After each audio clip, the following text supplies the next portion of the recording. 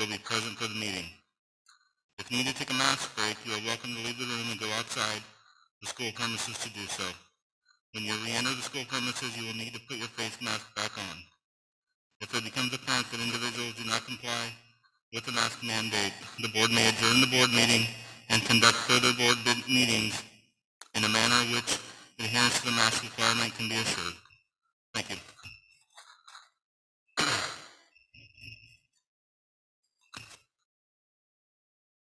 With that, I will call this meeting to order. Welcome everyone, this is North Wasco County School District 21 regular school board meeting, and it's Thursday, November 18th, 2021. If you all could please stand and join me for the Pledge of Allegiance.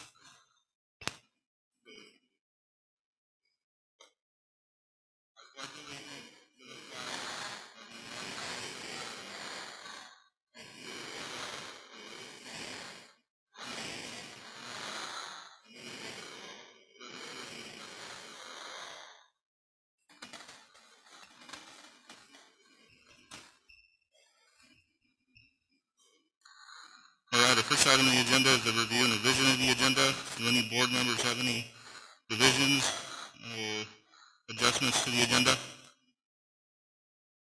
Seeing none, we'll continue to move forward.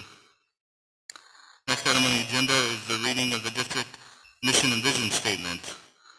Director Nelson, would you mind reading that for us? Sure.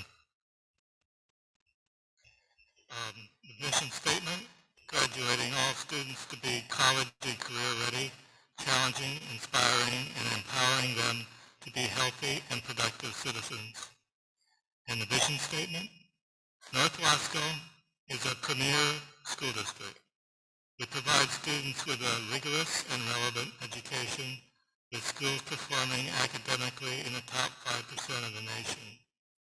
Our students are inspired by a talented, innovative, and highly effective staff that values continuous professional growth. Our district graduates citizens who are ethical and motivated to achieve their limitless potential. North Wasco is fully embraced by the community, reflecting its health and its well-being. Thank you, Director Nelson. Next on the agenda is our student and staff recognition. Dr. Cunell?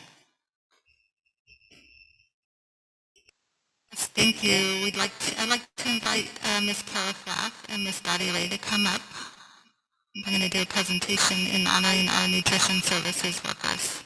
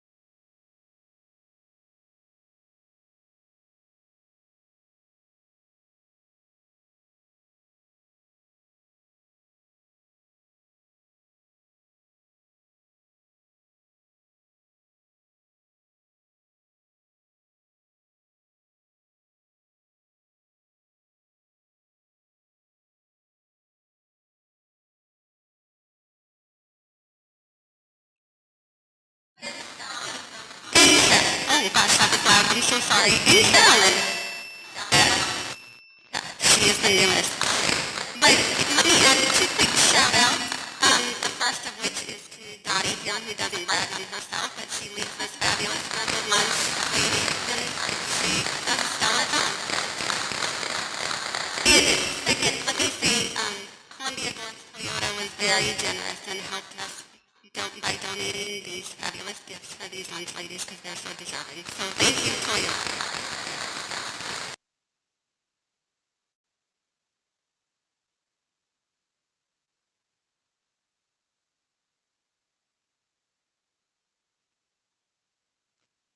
Thank you, Dottie, and thank you to all the lunch personnel. That's awesome. I know that my first grader at CES always comes home when you guys have Pasola at school, and he can't talk highly about it, so it's the funniest thing, so thank you. He's eating food, and he's not a good eater, so thank you. See, next we have Billy Gross, and recognizing the wonderful season some of our fall teams had.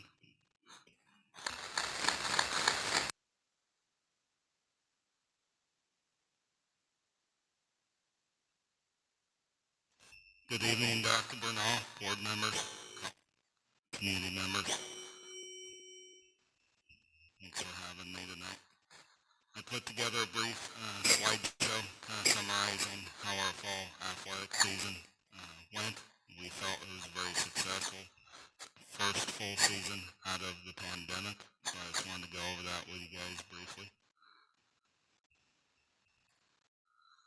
The goal coming into the fall was to make high school athletics more accessible to the students of the Dallas High School and to match or exceed pre-COVID participation numbers. Our result for fall of this year, we had 232 athletes participate in multiple sports.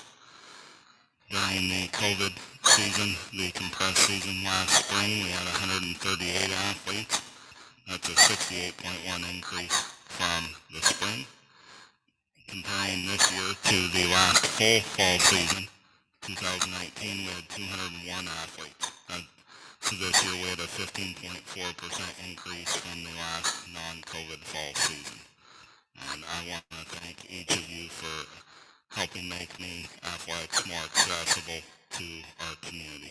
It's very important. We successfully completed the fall sports season without losing any league contests due to COVID-related team quarantines. We removed our junior varsity volleyball team from one tournament just to be on the safe side. Didn't have to forfeit any contests, anything like that. We were one of 22 schools in the state that didn't lose any league contests this year. So we'll start with cross country. Our boys team were the Intermountain Conference District Champions this year over in Pendleton. And they finished 6th at state down in Eugene at Wayne Community College. Our girls team were the runner-up at the district meet, and they finished 9th at state. And I want to throw a shout out to our cross-country coach, Jill Pearson. She was named Intermountain Conference Boys Coach of the Year in her first year as a head coach. We had two runners named All-State. Juan Diego Contreras, who finished 3rd overall in the 5A boys race. He was first team All-State. And then we had Leo Lehman. He finished 18th at state, and he was named 3rd team All-State. So I don't know if I have any of my cross-country athletes here tonight. If you are here, please stand up. I know I have some of my athletes here. A lot of them are competing in winter sports already, and practices are going right now. So. For cheer, our defending state champion cheer team, they won the 5A large division contest in Sherwood, Oregon. And then a couple months later, they finished 3rd at the cheer stunt all-state competition this year. And Melanie Avila was selected first team all-state for her efforts. She's a senior. So, if you have any cheer girls here, please stand up.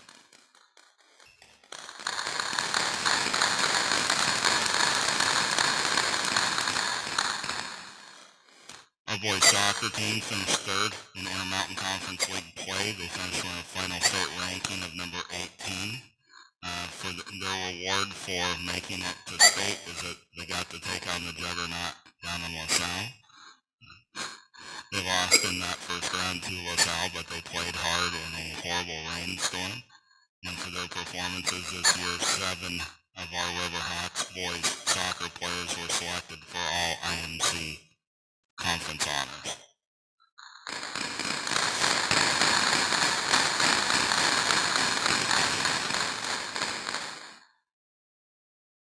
Girls soccer, we finished 4th in IMC play with a final ranking of number 20 in the state, and 6 of our Lady Riverhawks were selected for all IMC conference teams as well.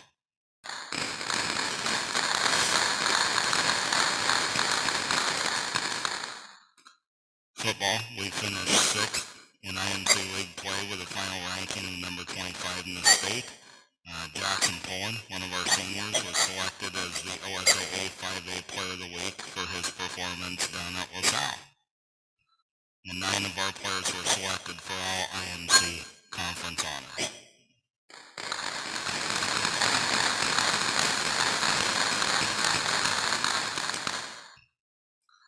The volleyball team, interesting group, largest group we've ever had. They finished 5th in the Intermountain Conference this season with a final ranking of number 20 in the state. They won the silver bracket of the Oregon City tournament. They were also nominated for an OSA Sportsmanship Award this year. 4 players were selected for all IMC honors, and this is where it gets interesting. Last season, they only had 17 girls in the entire program. This year we had enough for 4 full teams, and they all successfully completed this season. So I know several of my volleyball girls are here tonight. Please stand up.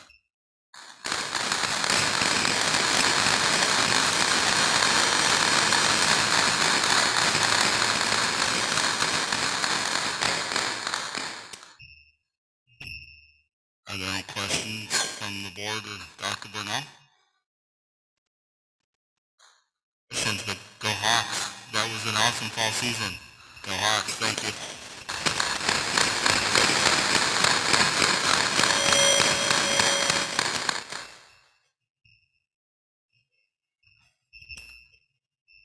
All right, next on our agenda is our student representative reports, and we're going to start with the Dallas High School. Sophie Lewis.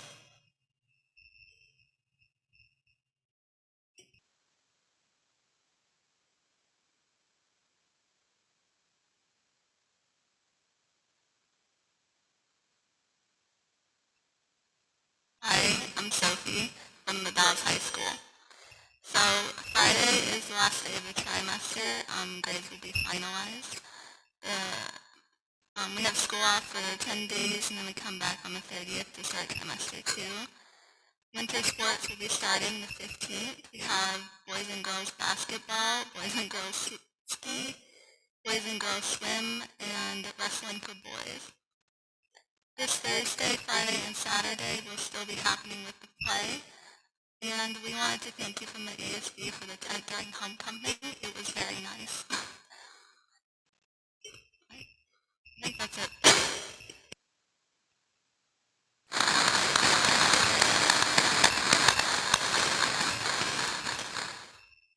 Thank you, Sophie. Next from the Dallas Middle School, Rokaya Nobum.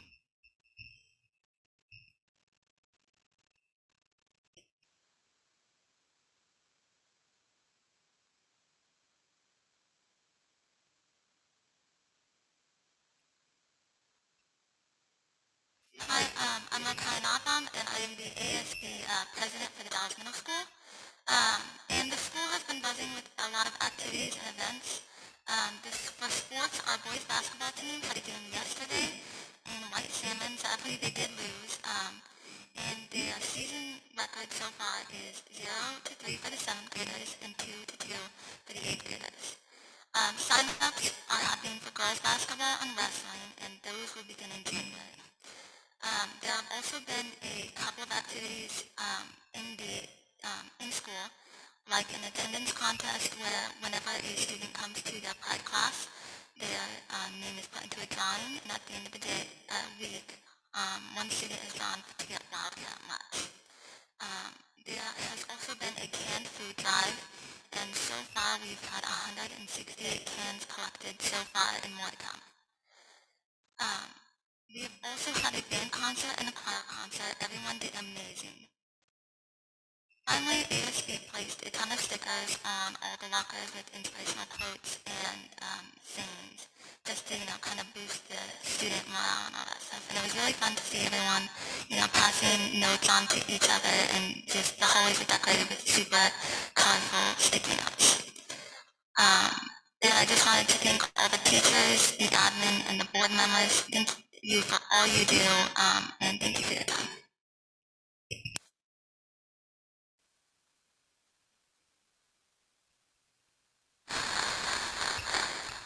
Thank you, Rokaya.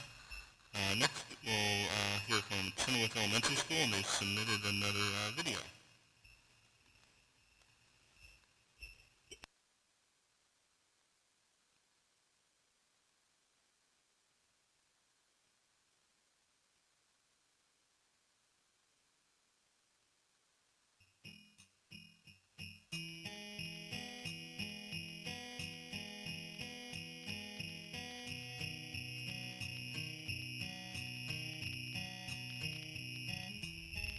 Buenas tardes.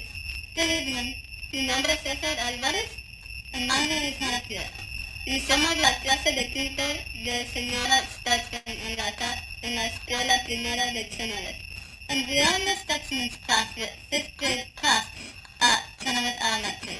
Esto está pasando en Cunell. Here's what's happening at Cunell this month. Esta semana es la semana de espíritu, el grupo estudiantil de quinto grado planeó esta divertida semana. This week is Spirit Week. 6th grade student council planned this fun week ready to dress in wacky clothes.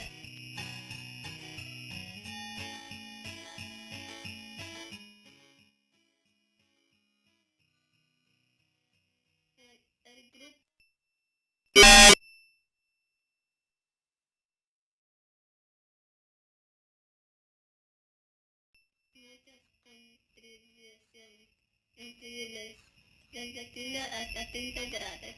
The first grade student council challenged the first grade to a fair contest. There are a lot of moving contributions from kinder to 5th grade.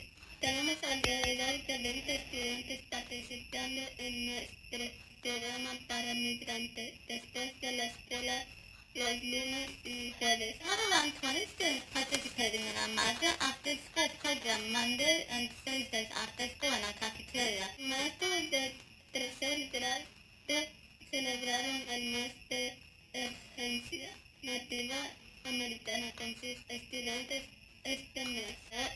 Further teachers celebrated Native American Heritage Month with students this month.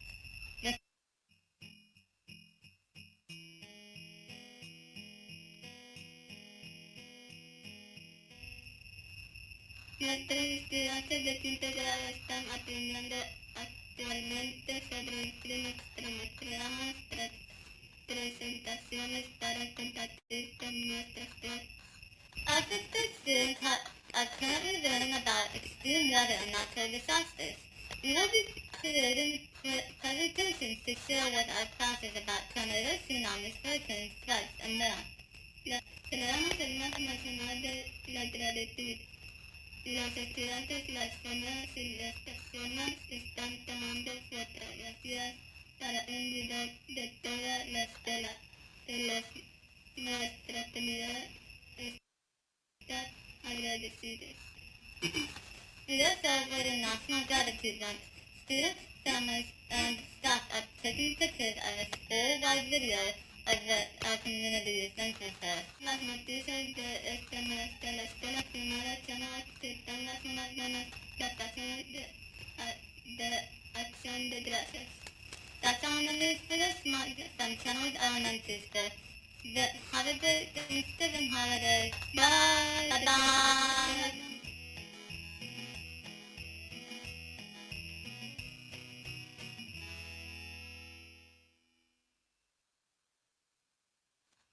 And our last student representative report comes from Dry Hollow Elementary, and Chen Wu.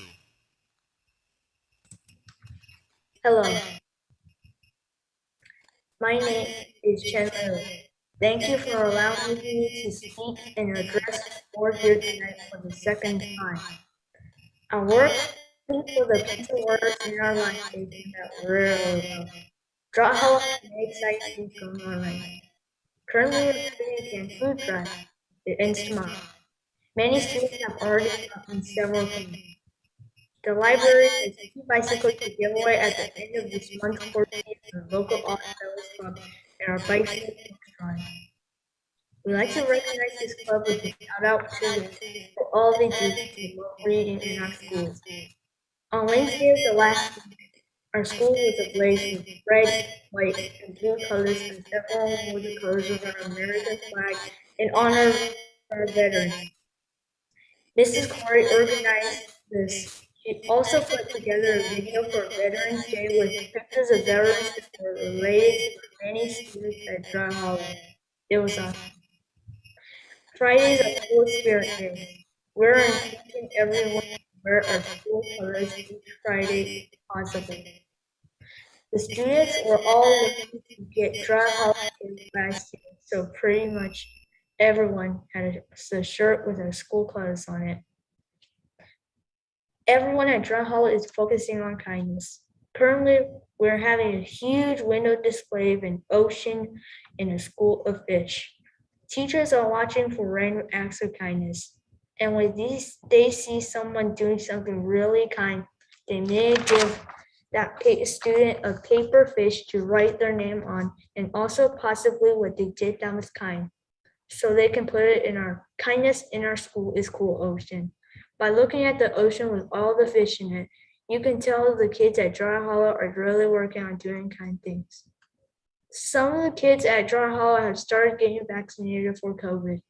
They just hope that no one bumps into the arm that got the shot, and we're looking forward to Thanksgiving vacation. We're grateful that we are still back in school in person. We want to thank the board for many hours they put in to keep our schools running well. And we hope everyone has a great Thanksgiving. As one of our teachers says, may everyone act like a turkey and gobble until you're stuffed. Thank you for your time.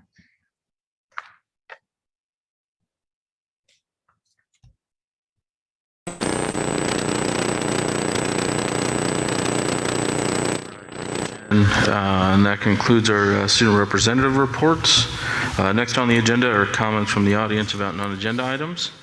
North Wasco County School District Board of Directors welcomes public comment on non-agenda items. Those comments are limited to 3 minutes per speaker. The board will not take action or respond to public comment at that meeting. Following the meeting, the board chair, vice chair, and superintendent will together determine the appropriate level of response. The board at its discretion may require that a proposal, inquiry, or request be submitted in writing and reserves the right to refer the matter to the administration for action or for study and to report at the subsequent meeting. And that's per policy B, DDH-AR, public participation in board meetings. If the board requires a proposal, inquiry, or request be submitted in writing, it should be sent by email with any reference materials to Cindy Miller at millerc@nwasco.k12.or.us. And lastly, speakers may offer objective criticism of district operations or programs, but the board will not hear complaints concerning specific district personnel. Speakers are also invited to submit questions in writing via email, again, to Cindy Miller at millerc@nwasco.k12.or.us for review by the board chair and superintendent. Before we get on with the in-person comments, I did quickly want to reference we did receive 2 written comments. I won't read them with a longer list of in-person comments tonight, but Karen Wilson submitted a comment in regards to eliminating masking outdoors. And the full text will be available in our approved minutes once approved at our next meeting in December. And the second one came from Mark Lutz, and he writes to us against the mandates in place by the state for vaccines and masking. So those will be, again, in the full text within our meeting minutes for this meeting. And moving into the in-person, First, we have Mr. Ryan, I think, Lebreton. I think I got it right. Okay. Are you guys doing it together or individually? Because you signed up both. Okay. Okay. Okay. So first we'll hear from Mr. Lebreton, and I will start the timer when you start speaking. First up, whoa, my bad. First off, I just want to thank you guys for what you do. I understand as a school board, it's a thankless job. You're never going to please everybody.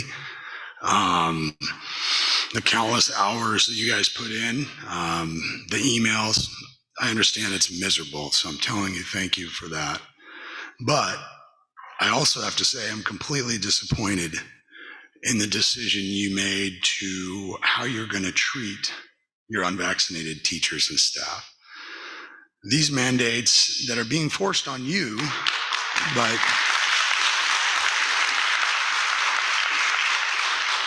If we can keep the applause to minimum, I don't want to impact Mr. Lebreton's 3 minutes. thank you.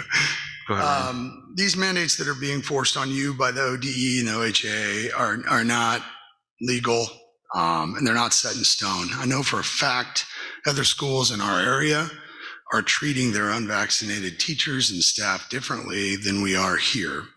I feel like, and from what I've heard, there's been impressive environments for these teachers, and discriminatory mandates have got me perplexed and confused for a variety of reasons. One, I'm just curious whose idea it was, and you obviously can't answer this, but who comes up with the final decision on how you're going to treat the unvaccinated? Is that the superintendent? Is that the school board?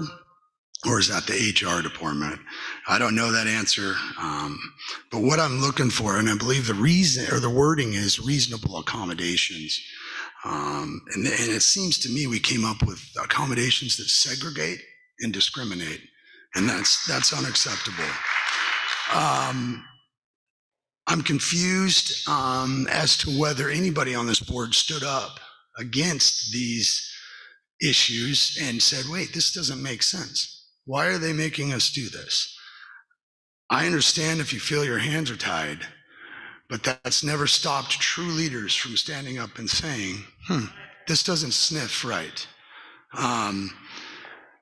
These mandates, I mean, I don't care if anybody is vaccinated or unvaccinated. That's none of my business. What I do care about is mandates. And I appreciate the fact that you guys accepted religious exemptions and medical exemptions. I do appreciate that. But then we moved on to what these people have to do to keep their job, and that is where discrimination and segregation came into play. And I'll discuss that further. For the last 18 to 20 months, I have watched... 10 seconds. 10? Seriously? I'm 3 minutes? Oh, this bites. That's right. Well,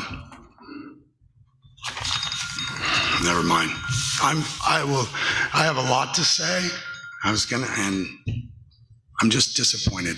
I'm sorry. I'm very disappointed in what you have done, how you've chosen to treat these teachers.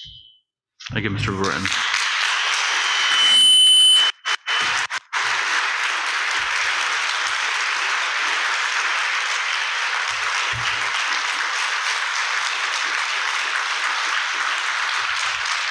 All right, thank you. We can be seated so we can have our next speaker, which is Mrs. Lindsay Lebreton. Go ahead.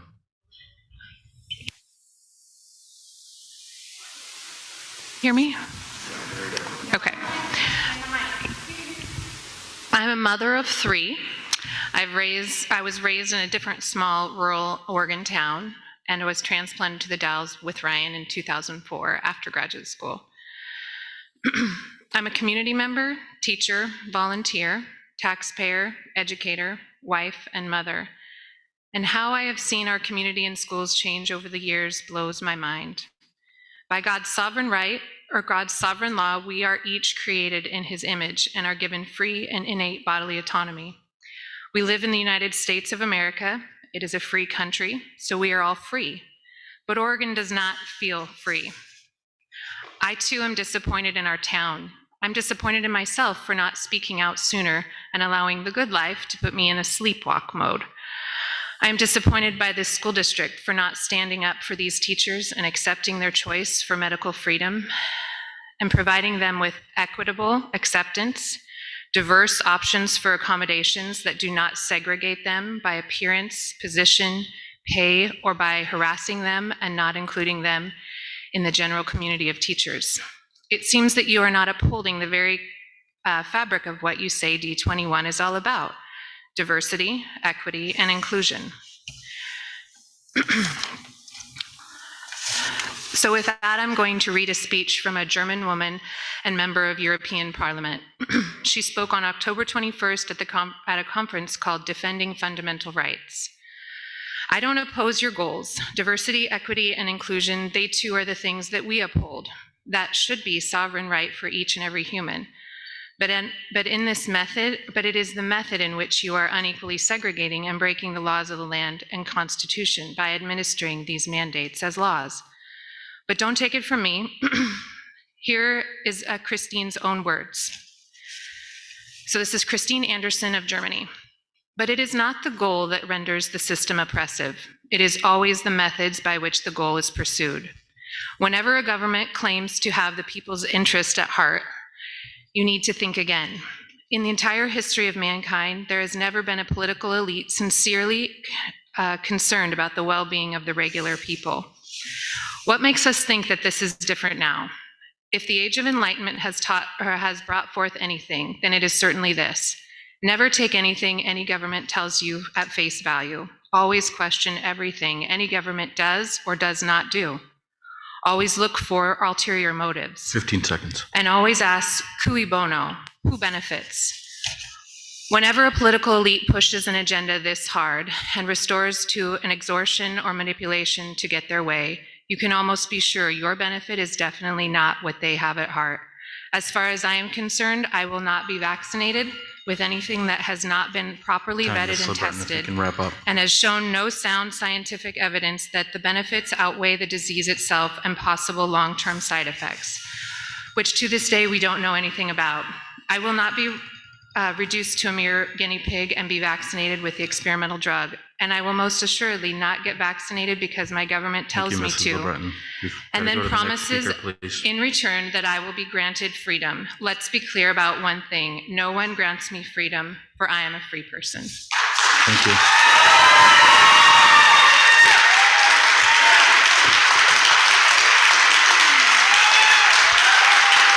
All right. We can all please be seated for the next speaker, please. Our next speaker is Ms. Lindy Cunell. Chairman. Go ahead, Director Nelson. We have several people in the audience that are unmasked or totally unmasked. All right, I'm not sure if you guys came in late, but if you're going to be in attendance, we need you to be masked for the meeting. There are masks available at the entrance, so if you could please go and grab one, I'd appreciate it. And we'll continue with the public comment. Ms. Lindy Cunell.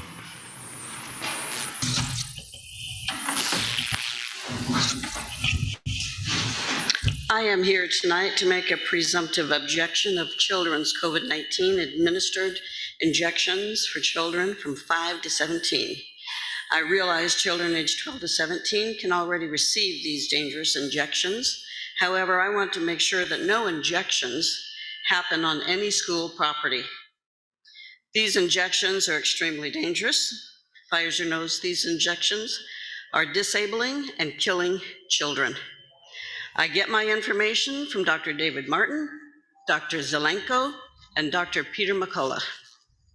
Dr. McCullough is a consultant cardiologist and vice chief of medicine at Baylor University Medical Center in Dallas, Texas. He is a principal faculty in internal medicine for Texas A&M University Health Science Center. He has written over 51 papers on COVID-19. He states that if you had COVID-19, then your immunity is robust.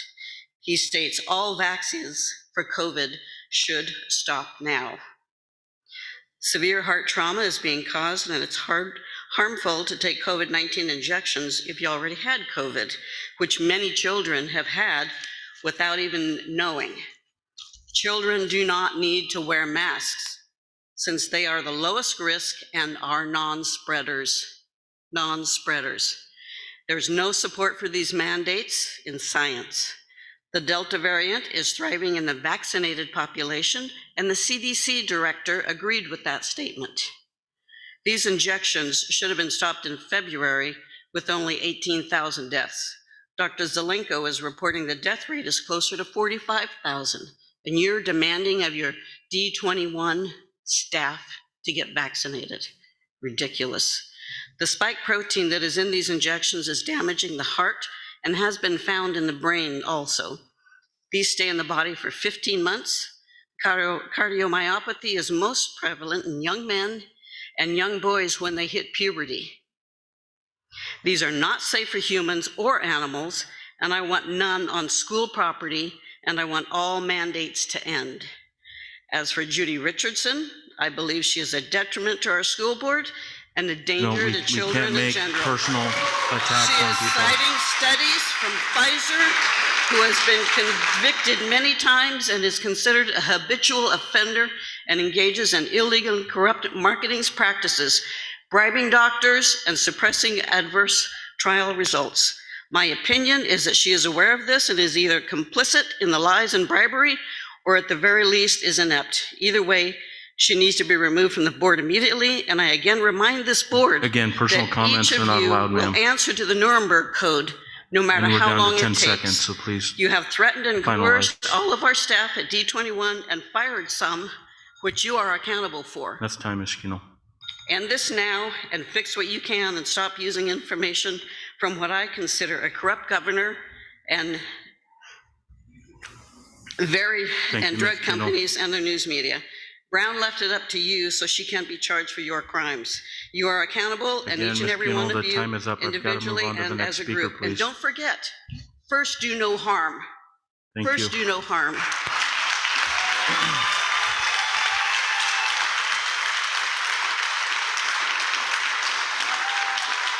All right, if everyone can please be seated again so we can continue with our speakers tonight. Again, thank you, Ms. Cunell, for your comments tonight. Next, we have Ms. Jennifer Gunter.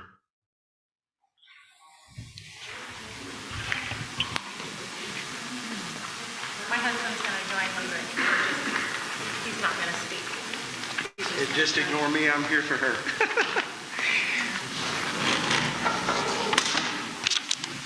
Hi, guys. Thank you for being here. I'm sorry that Judy, Rebecca, and Brian are not. Dawn, it's really nice to see you in person rather than Zoom. Okay. I don't want to get it to ring. And if we can limit comment just so the speaker has Is their that time. good, guys? Okay. Matthew 21:12, Jesus entered the temple courts and drove out all who were buying and selling there. He overturned the tables of the money changers and the benches of those selling doves. It is written, he said to them, my house will be called a house of prayer, but you are making it a den of robbers. Robbers have been implementing arbitrary power, stealing parental rights, imposing fear and coercion based on their own complicity to stand up to unlawful actions, temporary standards, and administrative orders guised under emergencies that we, the people, did not consent to partake in for an indefinite amount of time by moving the goalpost and never having an open dialogue discussion in return from our board by not answering all questions that have been asked since the start of August, that still yet they go unanswered.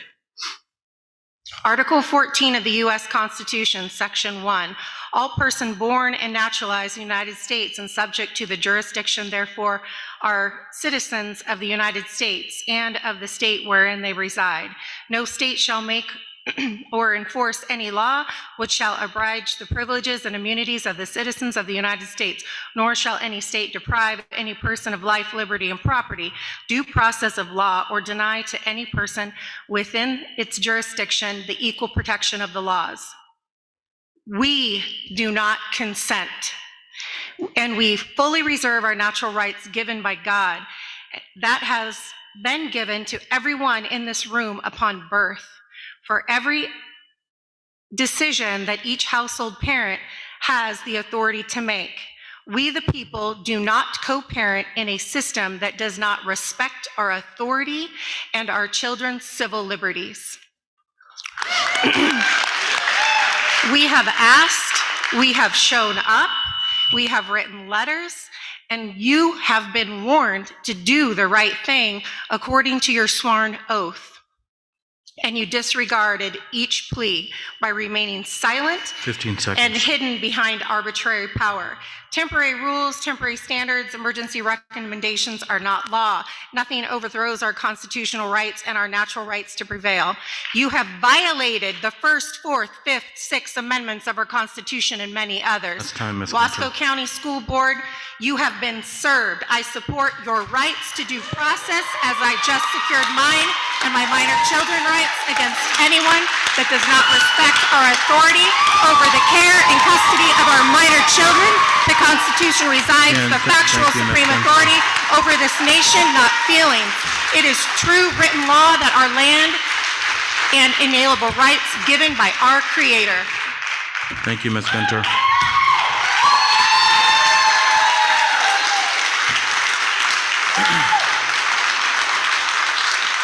All right, again, if people can take a seat, please, so we can go on to our next speaker. Thank you. Again, thank you, Mr. and Mrs. Gunter. Next, we have Ms. Carly Foster.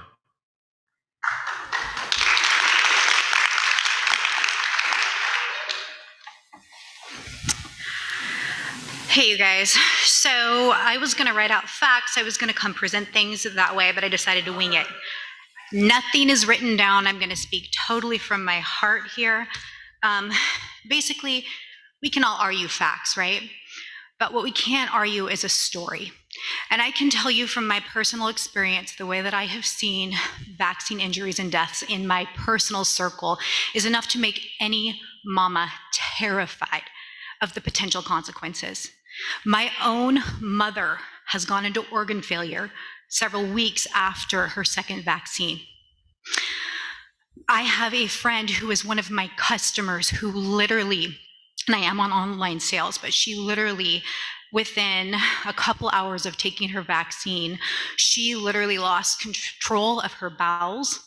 She completely became dizzy. She went into the hospital. Within 48 hours, she passed away, leaving 4 small children behind. This was a definitely verified vaccine death. Okay.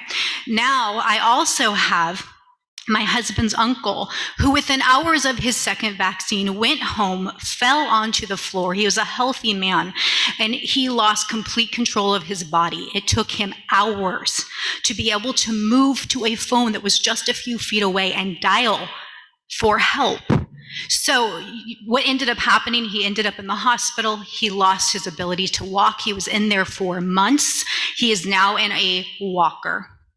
You have to understand that as a mother, I am completely concerned about injecting this into my children. I'm concerned to take it to myself, and I'm concerned about staff that would be forced to be taken to take this. So I just want to come to you and say, when there is a risk, there has to be a choice. There has to be a choice, and that choice has to be honored without discrimination. As far as I'm concerned, when these consequences happen, and we would be naive to think that they won't happen to your staff and they won't happen to children. So if you choose to mandate the vaccine for these kids, to think that there would be no consequence for them would be asinine. So what I am saying to you guys today is, if you make this choice to force it on your staff, if you make this choice to force it on the children, are you prepared to have the weight, the moral weight of those consequences on your shoulder? Please allow for choice. Thank you. All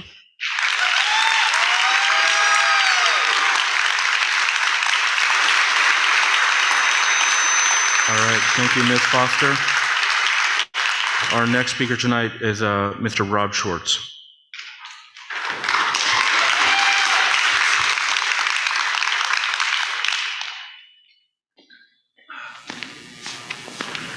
Hello. Just a few details. Everybody here has said a really nice piece. Everybody here has given you some opinions. Obviously, we're not all crazy. We want answers. We've given you our advice. I've personally waited 3.5 months. I've asked you some questions about CRT, about masking, and there hasn't been one thing on your website. You haven't said one thing to us, and you promised that you would get back to us on this. All of these people are very concerned about a lot of different things, and my talk here is for you to please have an engagement with us. You say that you'll get back to us, that you'll put stuff on your website, and there's been nothing. Zero. I've checked your website. I've been to every meeting, and all you do is thank us for our input, but we don't hear any comments back from you. So you can see how frustrating it is for us to put our time in, and obviously you putting your time in, but there's been no back and forth to where we know where you're at, except for the rules that are made and that we have to comply with. So I'm begging, please give us some feedback as to what you think about what we are saying.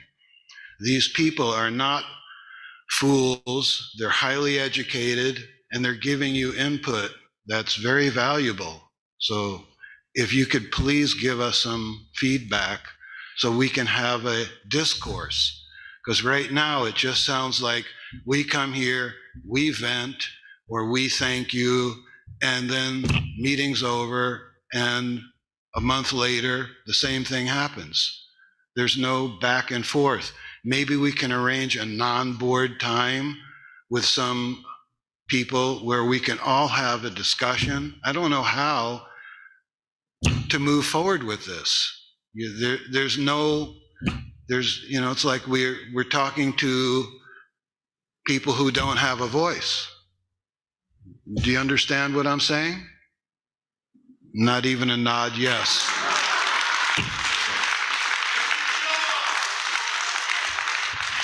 Are you not allowed to nod? Yes? Did I speak? We've got 15 Do you want me seconds. to say it in Chinese or Russian or? That's inappropriate, Mr. Schwartz, and you're down to 10 seconds.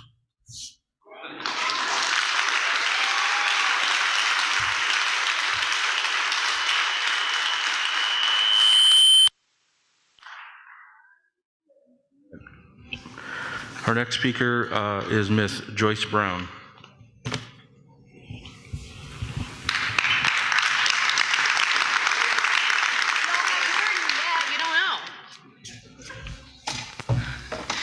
I have two, I'll be quick with this because I don't have much time, but I have 2 items I'd like to speak on tonight. One, the North Central Public Health District published an interview with Dr. Judy Richardson yesterday entitled Local Doctor Talks. We can't accept personal comments in terms of individual people. If you're going to address the board as a whole, that's fine, but for an individual person, that's I'm not. addressing her comment to the public, Okay. and I'm public. Okay. She talked about the pediatric COVID-19 vaccine for kids 5 to 11. In that article, she states the following, and I quote, "We know there's no chance of dying from getting the vaccine," unquote. This statement is not true.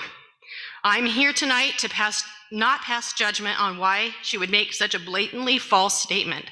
Was she intentionally trying to mislead the public, or does she really just not have all the facts? I don't know her personally, so I can't say, and it's not my place to judge her motives. But what I am here for tonight is to share some truths. The truth is that according to the Vaccine Adverse Event Reporting System site, better known as VAERS, as of October 29, 21, there were 18,078 deaths where the vaccine is COVID-19. In case there is someone here who doesn't know how VAERS gets its data, I found this on the FDA website. It is mandatory for Pfizer Incorporated and vaccination providers to report to VAERS any serious events cases of multi-system inflammatory syndrome, and cases of COVID-19 that result in hospitalization or death in vaccinated individuals. I am bringing all this up tonight because she is not only a local community physician, she is District 21's Wellness Committee Director, and as such, she exerts a lot of influence regarding the board's decisions on COVID-19 vaccine policies. We as a community, we care for our children. We want to make sure that in this school district, policies and decisions related to their health care are based on truth. I will close with one more truth. It is found again on the FDA website under the package insert for the Comirnaty COVID-19 vaccine under warnings and precautions, subset title 5.2, titled myocarditis and pericarditis. It states, post-marketing data demonstrate increased risks of myocarditis and pericarditis, particularly within 7 days following the second dose. The observed risk is higher among males under 40 years of age than among females and older males. The observed risk is highest in males 12 through 17. What risks are you as a board willing to take with our children? I have some questions about the board's proposed revisions to the policy public participation in board meetings. Why are you changing the wording from attendance of the public at board meetings shall be encouraged? The board shall solicit the advice and counsel of community members in planning and operating schools. 2, the public has a right to attend public meetings held in open session and may be invited to share comments, ideas, and opinions with the board during designated, everyone else got extra time. No. During designated times on the agenda. The board may conduct a meeting without public comment. Who gets to determine if we may be invited to share comments? And by what standards are they going to go by to determine if we may get to comment? Why would the board ever conduct a meeting without allowing public comment? And who would make that decision? Are you going to make that decision? How will we, the public, know if we may or may not comment? Please. What will be the timeline for letting the public know? Thank you. Thank you, Ms. Brown.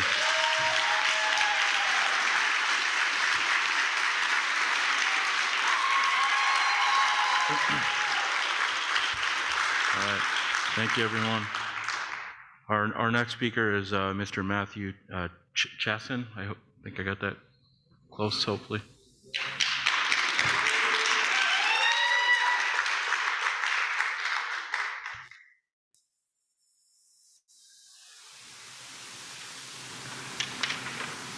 My time hasn't started yet. Hold on.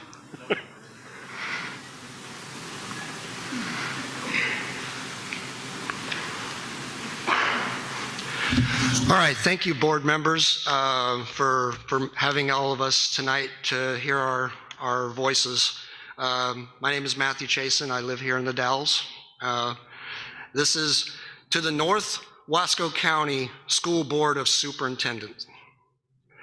I'm a taxpaying citizen of North Wasco County School District. As such, if the school faces a liability, it is my tax money that pays for the attorney's fees, civil penalties, and any other expenses related to legal processes.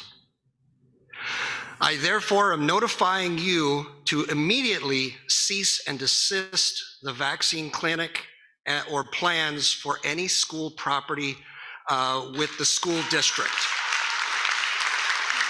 Under ORS 109.640, no child under 15 of age can give permission to consent to medical treatment.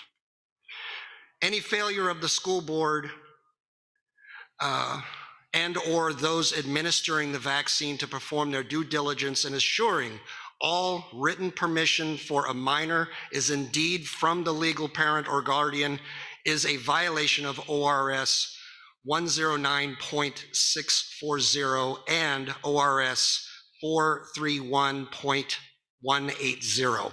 Failure to assure that all minors and adults receiving the vaccine give fully informed consent, including but not limited to full disclosure of all ingredients in the vaccine, all known and suspected adverse effects, what the percentage of adverse effects are, the odds of containing COVID without the vaccine, the odds of their age group dying of COVID, etc.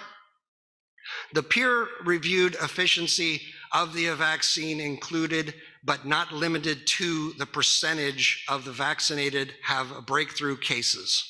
What percentage are hospitalized after being fully vaccinated, and what percentage of fully vaccinated die from COVID-19? Failure to provide this information is medical malpractice and defined as reckless endangerment under ORS 163.195. Vaccinating a minor without parental consent can bring a charge of assault in the 4th degree with a possible felony enhancement under ORS 1.163.160. Any attempt to experiment on a child without meeting this stringent guideline and regulations is in violation of multiple federal health and human services regulations. For the text of these regulations, please refer to the links below, which I have provided to the school board after my testimony. Thank you. Respectfully, Matthew Chason. Thank you, Mr. Chason.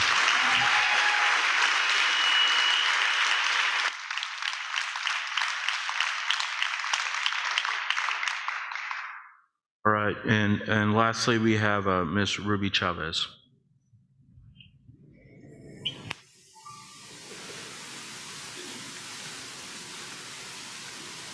Ruby Chavez? Okay. He's going to give you some information that I put together. Perfect. Thank you. I didn't make it up. I got it right off the Bears website. And it's a little bit, just a little bit more current than what the other gal mentioned because the numbers are higher now.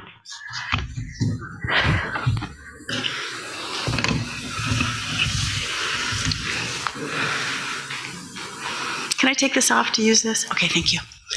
While you're speaking, yes. All right, thanks. This is Kai. He's 9. Oh, just had a birthday. He's 10.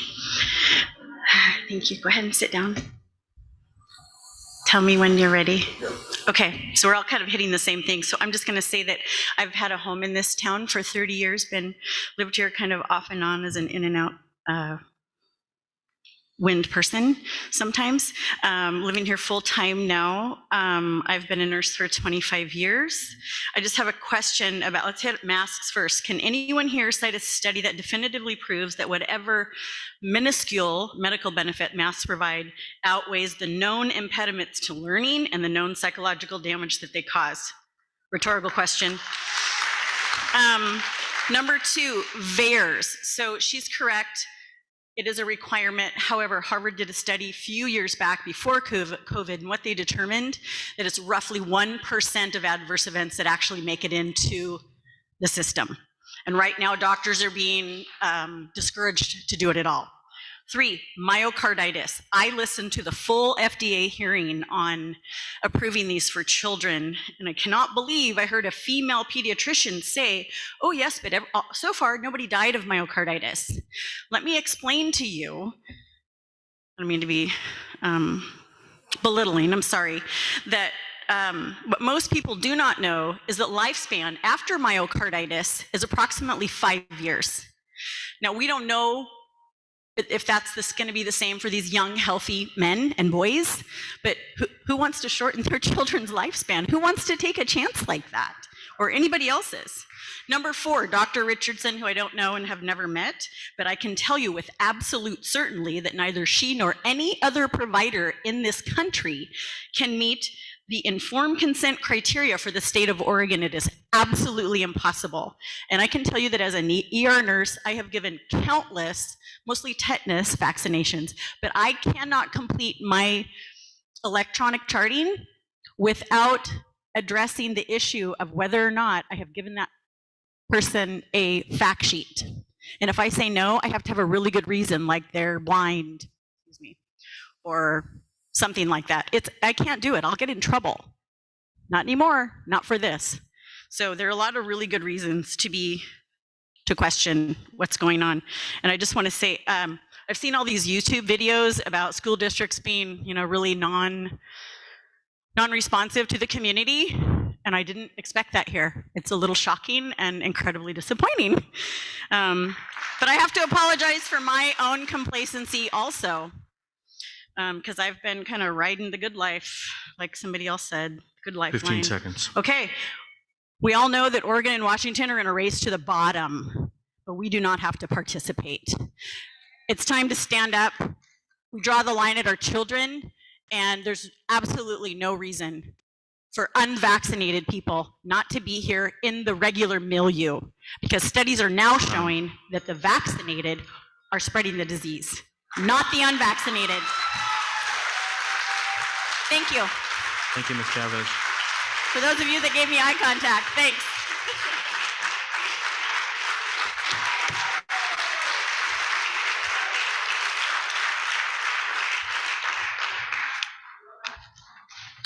All right, that concludes our public comment portion of the agenda. Next, we're going to move on to our consent agenda. And that includes a school board meeting minutes from October 28th, 2021, and an updated personnel report. Any comments or questions from the board? Seeing none, I will entertain a motion.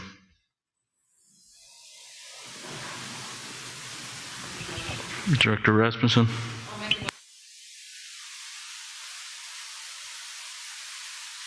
Do I've got a second? Director Nelson? All right. So it's been moved by Director Rasmussen to approve the consent agenda as presented and seconded by Director Nelson. Any discussion? And seeing none, then we'll move to a vote. All in favor of approving the consent agenda as presented, please raise your hand and say aye.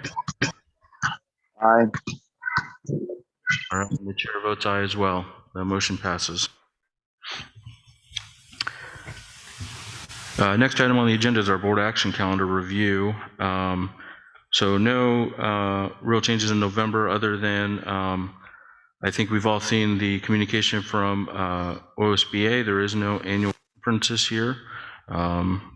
So we'll see when they resume or have webinars available. For December, we did want to make a quick adjustment. Normally in the month of December, we have our first district PLT meeting to review the fall data.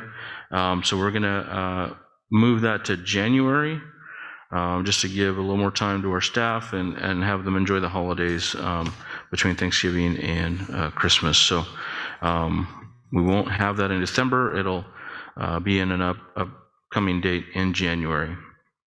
Any questions regarding that change with the PLT? Okay. All right.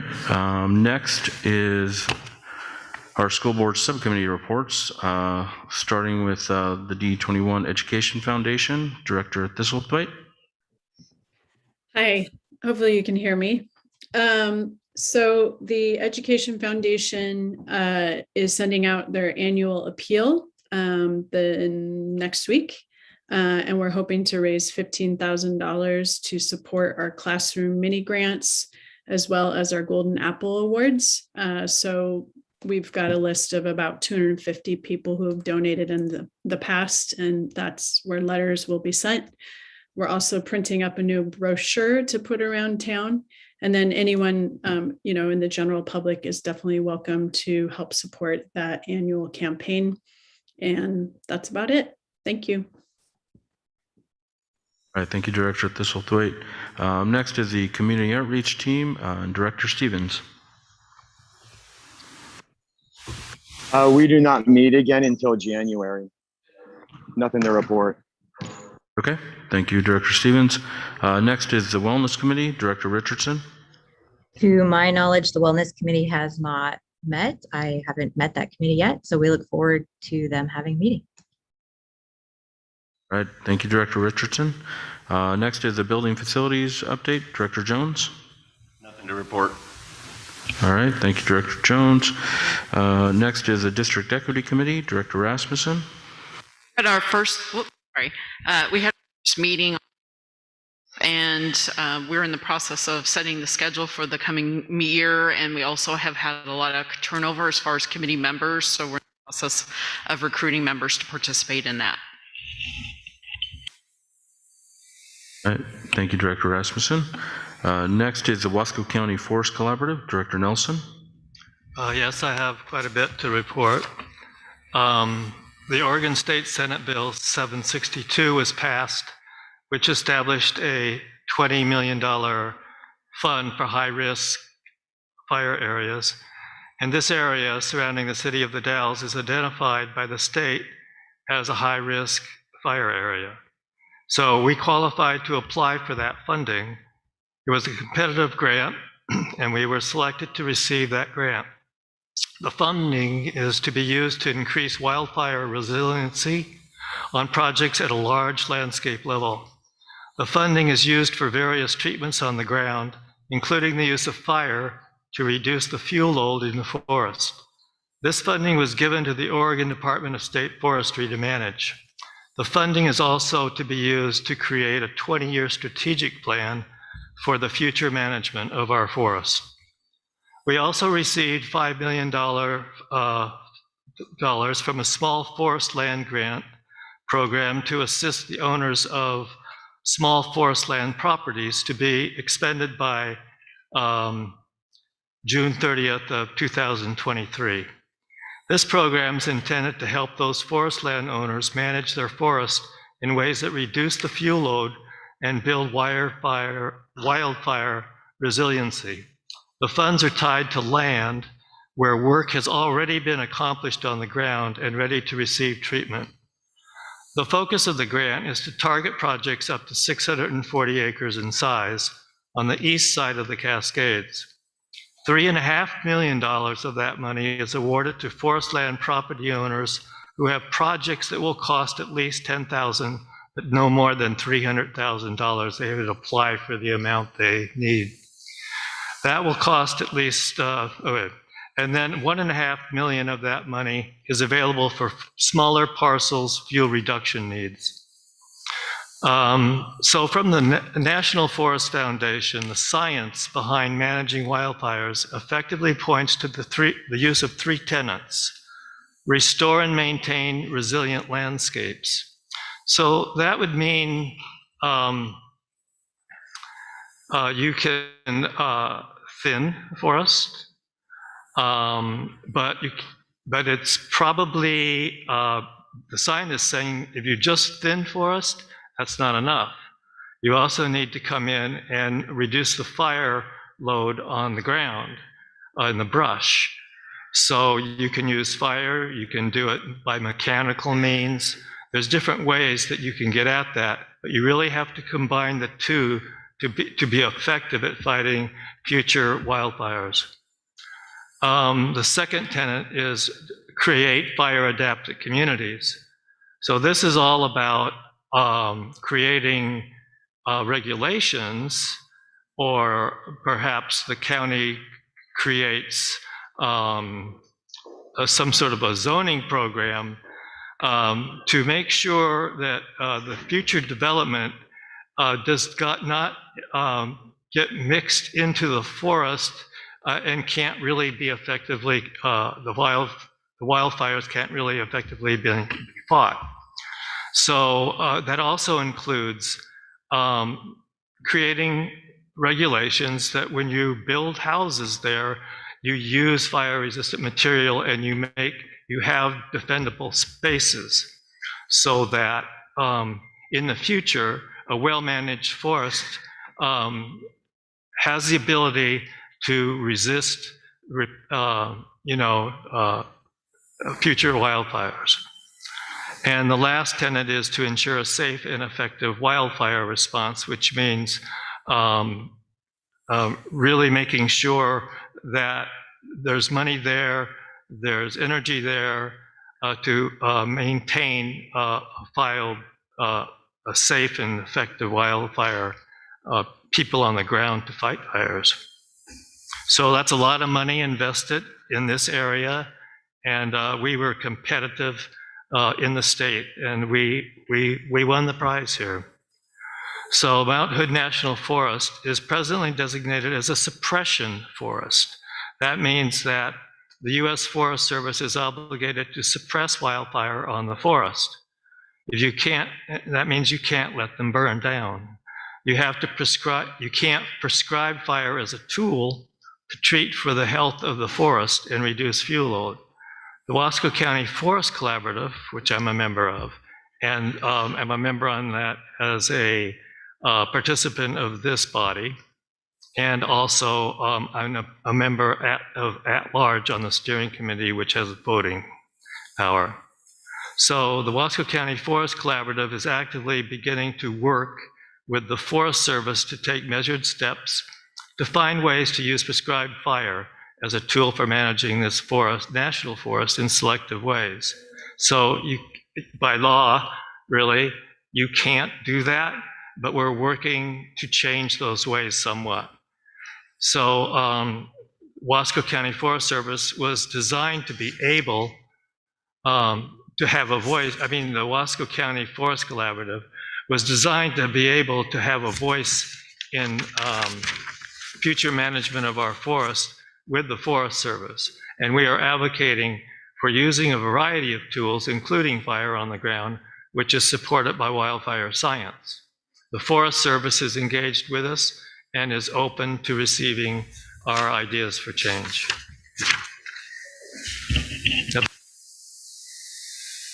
All right, thank you for that update, Director Nelson. And our last one is for subcommittee report is a D21 Scholarship Committee. Director Stevens. So with this that group, we only meet a few times a year. We met 2 months ago, and we don't meet again for a while. So it'll be closer to the end of the year when we have to decide who gets which scholarship. Okay, perfect. Thank you, Director Stevens. That concludes our subcommittee report section. Next is on to old business. And the one item we have is I did just want to quickly review. We had a great retreat as a board along with our administrators on Halloween. So again, I wanted to thank all the administrators that are here to show up on Halloween and actually spend most of the day together talking about D21. I can't thank you guys enough for your time that day, as well as the board members. But out of that, we talked about kind of what our focus is on for the upcoming year, and we landed on kind of 3, and then we had great discussion behind them. So I wanted to make sure I captured everything correctly and start working towards them. The first one is in regards to facilities, and really what that means is to begin a bond discussion and start preparing for a bond measure in 2023. And as a reminder, part of the identification of 2023 is that in order for us to be eligible for the $4 million matching grant through the state, we need to do it by the end of that year so that our facility condition assessment that has been submitted and accepted by ODE is still valid, and we maintain the ability to earn that $4 million. Second is strategic planning. So this is going to be a huge effort with all internal and external stakeholders, but basically we'll look to engage an outside facilitator, and that way we'll be able to engage both internal and external stakeholders, and we'll create an overall strategic plan for D21. And lastly, on the topic of equity, as a result of the recent legislative session, one of the Senate bills is going to require us to have a board advisory committee. And so once that is issued in terms of the state requirements, then we will be soliciting communities members to be part of that committee as an advisory board. So did I capture that, board members? Any questions in terms of how I've captured our discussions from Halloween? I'm seeing head nods and consensus. Okay.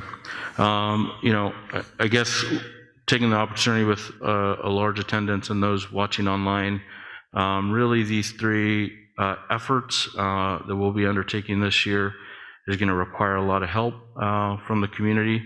We can't do any of these 3 items without involvement, so please be on the lookout for opportunities to be involved and be part of those discussions, meetings, and committees. So a lot of involvement that we need from everyone here in the Dalles. So that concludes our old business, and moving on to our new business and our presentations and reports. First, we have a presentation from the Nutrition Services Department, Ms. Dottie Ray.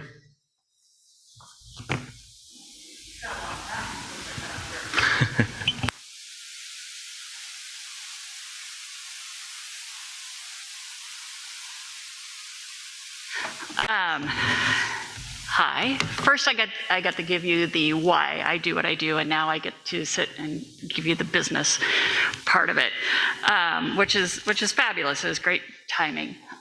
Go ahead, Robin. At Sodexo, we like to start our meetings with a safety moment and to talk about a little bit about consistent self-care. I don't think that's something we can talk enough about right now, especially in the year that we've been going through. It's taking care of your mental health. It is even more important now than ever to make sure we take care of ourselves as we take care of others. Take a break. One of the things I always talk about with my staff is making sure they take time. They get frustrated. It's really stressful sometimes. It's like go outside, take a walk, make sure you stay hydrated, spend time with your family, and especially with the week coming up to make sure we all kind of shut down and take care of ourselves. During the emergency feeding period of the pandemic, from March 19th till March 2020, food service moved into emergency feeding programs.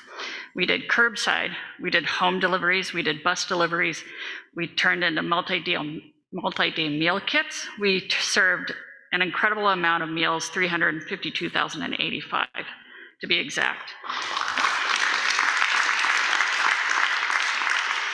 It's a good thing. And actually, if you compare that when we were in the school, that's actually 70% of our school population that we fed. I'd like to make a special call out to the transportation staff. If one good thing came of COVID, it was we learned how to be teammates. We learned how to play together. We learned how to be innovative. And we came together, collaborative effort with everybody, but I'd really like to call out transportation for all the help that they gave us delivering meals on the buses. That was a new adventure. It was kind of fun. I've never been in a school bus before. Fall of 2021, our participation rate right now at elementary schools is 71%, middle school is 58%, and our high school is actually 18%. That may not seem like much, but we've been averaging in the past couple of years, I've been here 10%, so we're up 8%.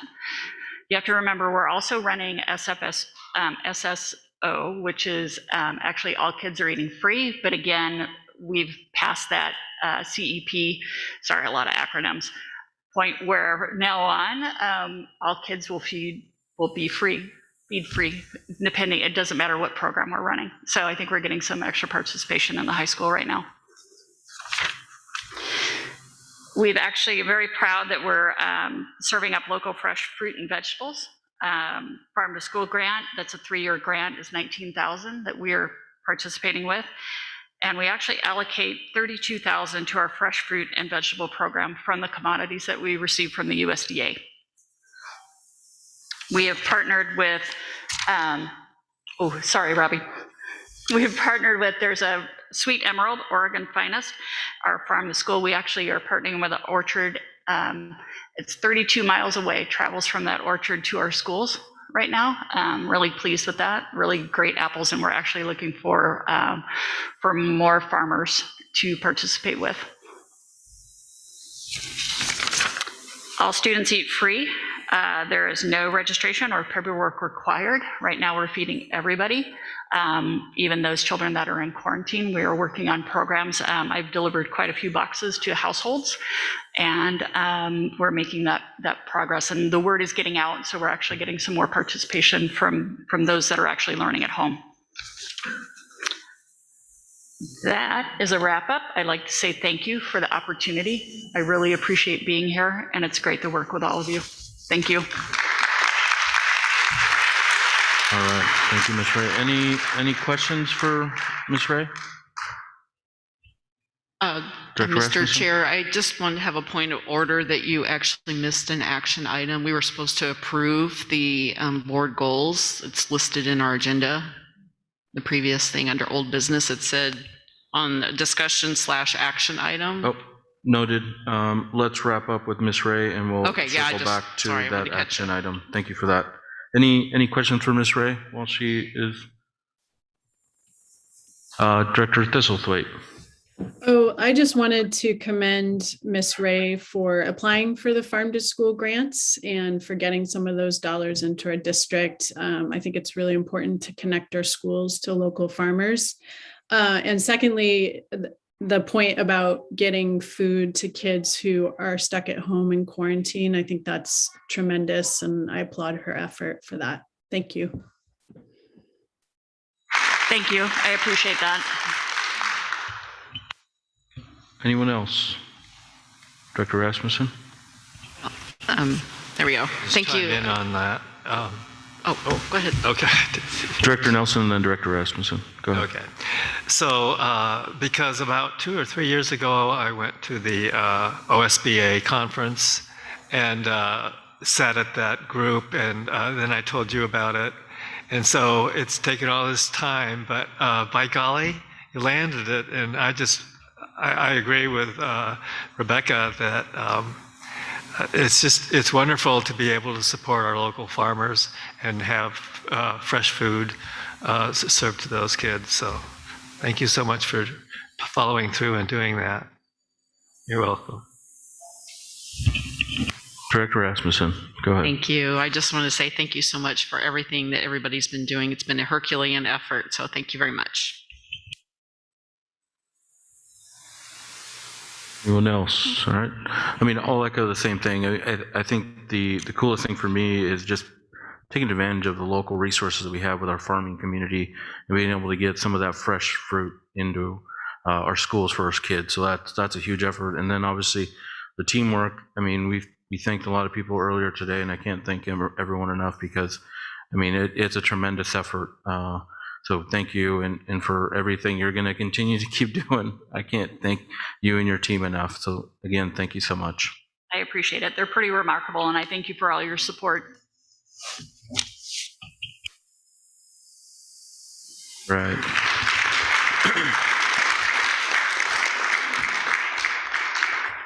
All right, so we will go quickly back to the 2021-2022 board goals.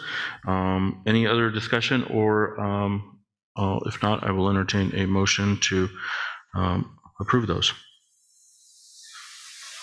Director Thistlethwaite? I'll make a motion to approve the 2021-22 board goals as presented in the agenda. All right, and second from Director Richardson. So it's moved by Director Thistlethwaite to approve the 21-22 board goals as presented, and seconded by Director Richardson. Any discussion or questions or clarification? Seeing none, I will entertain a motion. Or sorry, I apologize. We'll move to a vote. All in favor of approving the 21-22 board goals as presented, please raise your hand and say aye. Aye. All right, and the chair votes aye as well, so the motion passes. Okay, we will go back to our new business and presentation report. The next presentation is on the Student Investment Account Annual Report, and that's from Mr. Scott Whitbeck, our School Improvement Director.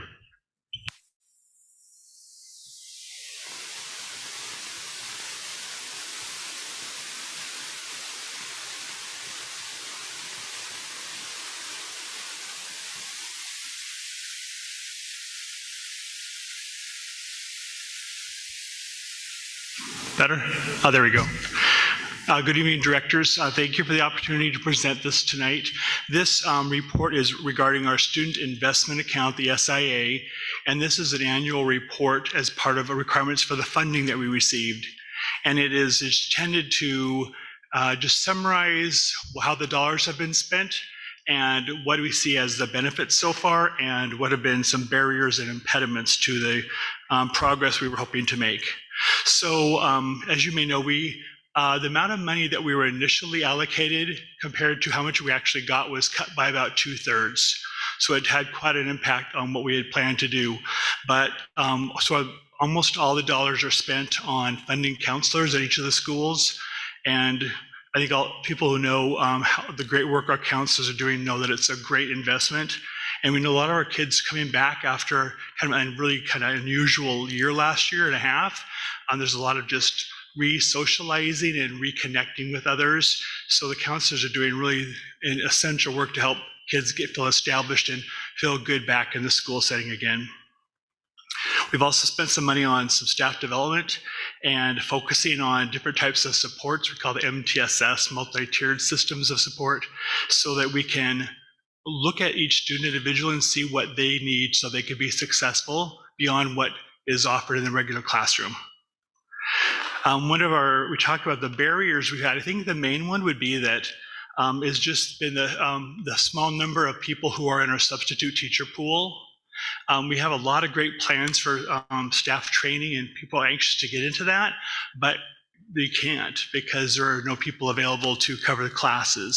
So we know that we don't want to put teachers in a position of having to double up classes to get a sub for someone else to go to training, and that means a classroom is unfilled, and so someone's taking maybe 2 classes. So that is not good for all the kids. So we have just tried to be creative on the staff development, and it's a no dollar cost, but it's happening on the Wednesdays when schools have their PD, their professional development times.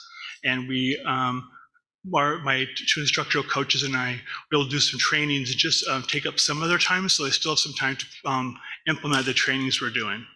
So we're looking at a variety of subjects this year, social emotional health of kids. We're looking at math practices, practice to help kids who are learning English to build their fluency. Some of those are our big focuses. One of the plans we're I think maybe in the earlier stages, but want to develop more is reaching out to community and family members. And this year we have the English Language Arts instructional materials adoption process.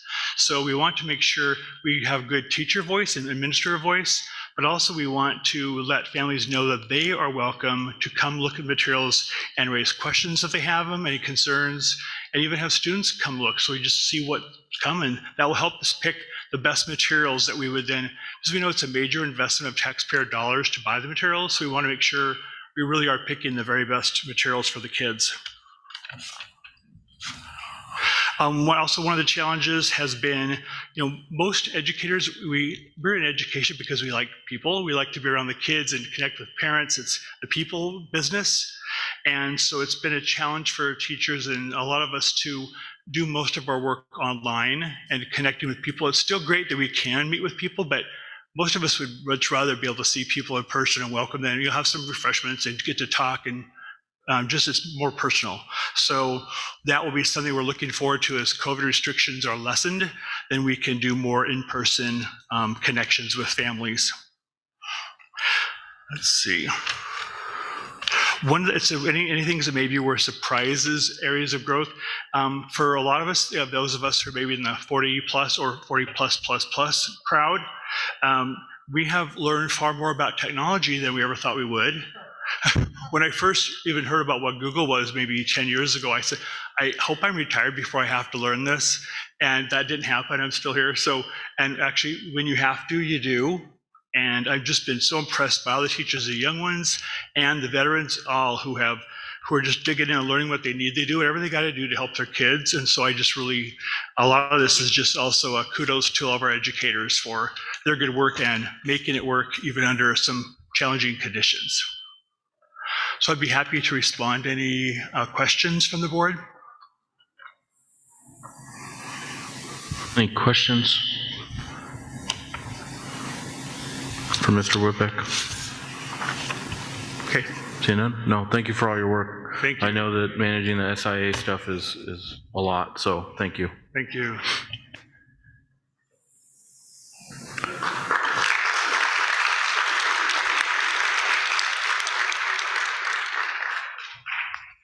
Okay, that concludes our new business. Now moving on to different report, our superintendent's report. Dr. Bernal. And I'll invite Mr. Schimmel, our Human Resources Director, to come up and discuss the action item before you tonight.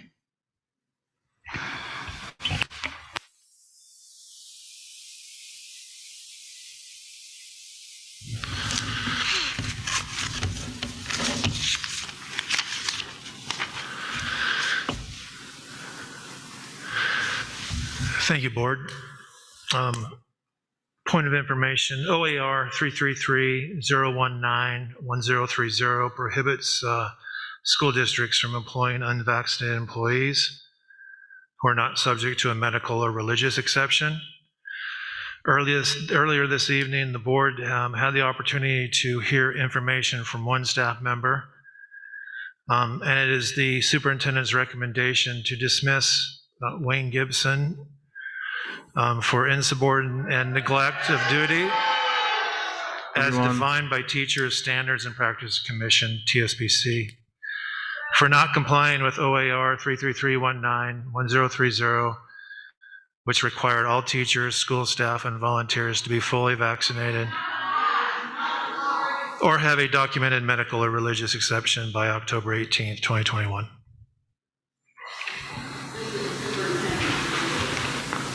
Please refrain from comments so we can hear Mr. Schimmel.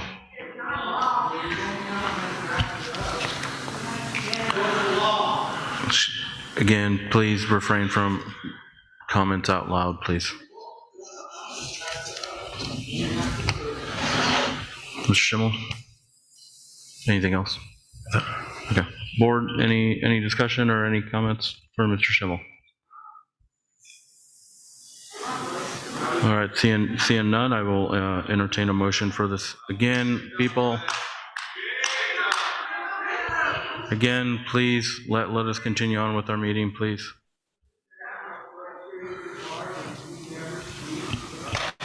All right, Board, I will entertain a motion for the action item before us.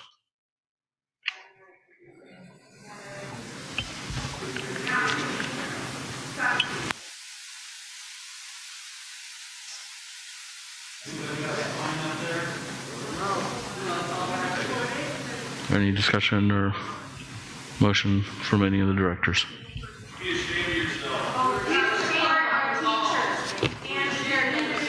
Again, please refrain from comments so we can continue on with our meeting, folks. All right, Director Thistlethwaite? Yes, I'll make a motion to approve the dismissal of the licensed teacher per the superintendent's recommendation. Again, folks, please, so we can continue on. All right, I've got a motion by Director Thistlethwaite. Director Richardson? Second. Okay, and I've got a second. Folks, please allow us to continue. Thank you. Thank you. I've got a motion to approve the dismissal of licensed staff member Wayne Gibson and a second by Director Richardson. Any discussion from the board? Seeing none, then we'll go to a vote. Again, please, folks. All right. We'll move to a vote. All in favor of approving the dismissal of licensed staff member Wayne Gibson, please raise your hand and say aye. Aye. Aye. All right. Chair votes aye as well. All opposed? Any abstentions? Any abstentions? One abstention. Okay. So the motion passes.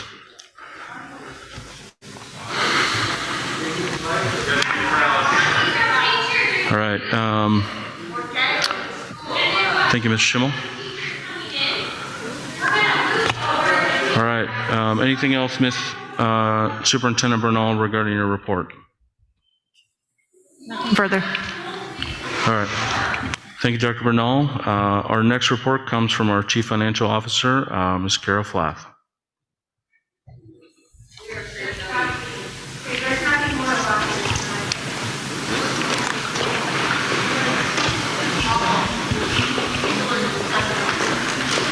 Flath, we'll hold on while folks exit the comments, and then we'll go with your report.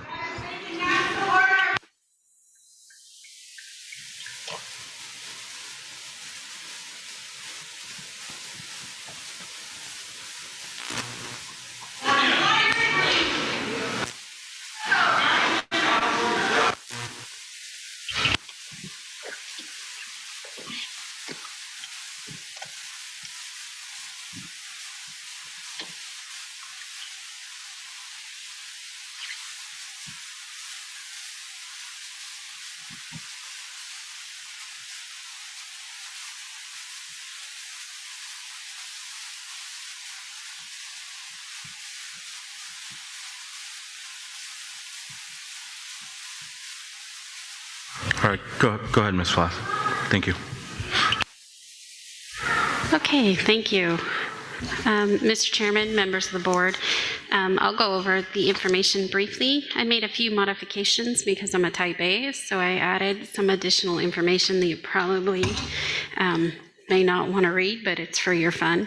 Anyway, I added additional information to report each of our funds, and more or less it's for my sake than yours, but it will help you see areas where maybe a budget, an appropriation adjustment, so to say. So when I bring in the changes of just doing transferring existing budget around, it's just some adjustments to help align our budget with where we're actually spending the money. And there's nothing major. They're just category and classification changes. So if there's anything that substantially changes from when the budget's adopted, I'd certainly make sure you're aware of that. Having said that, overall, they're the district funds. We have a 2.7 million in the bank, which is a good news. And to give you a brief overview, the state does several state school fund adjustments every year. So they've done their first modification, which I think this one's an unusual one, but the state does an initial adjustment, initial review of what they think the ADMW is for the state, and they estimated high, so they've gone and done a new projection and allocation, and because of that, there's a decrease in the amount of ADMW expected across the state. So they've increased our overall general fund state school fund payment by $600,000 at this point. So just know that there's more modifications that will still come in, which is balancing last year's revenue collections with property taxes with the state school fund, and that's usually costs us about $700,000 to $800,000 a year.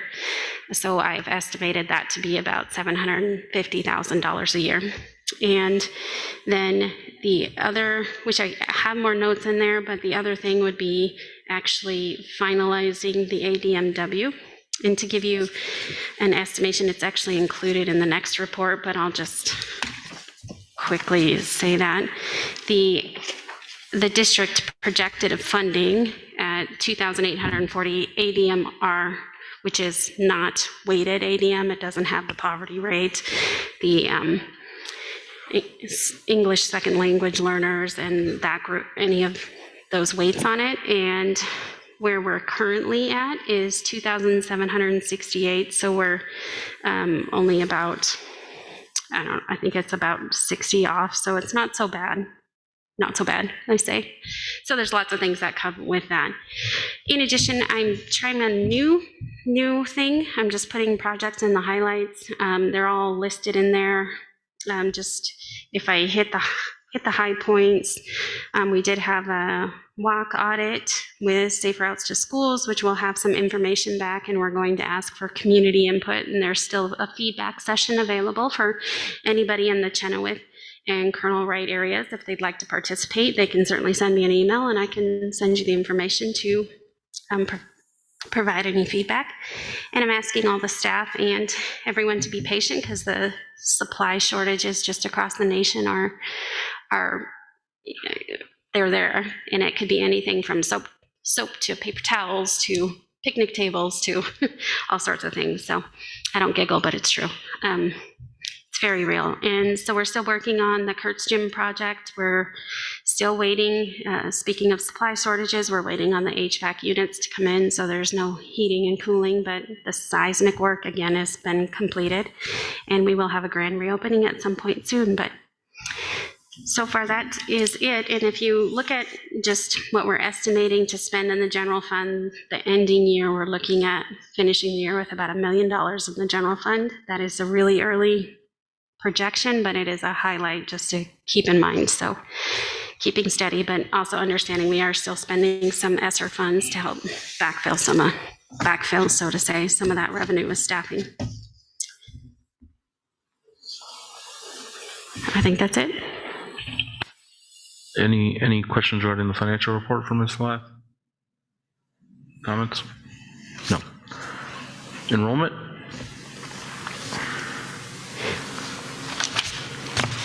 So enrollment is staying fairly steady, which is really good news. You know, we started off the year in September at 2,793, and as of November, we're at 2,775. It's staying pretty steady, decreasing slightly. There's lots of transferring in and out of students, so I couldn't pinpoint one thing, but it's still staying very steady, which is really good news. So our virtual academy, which includes the K-8 and the 9 through 12 students, is at 139 so far, so as of November. And I think that's up just a few from last month, but again, still very steady.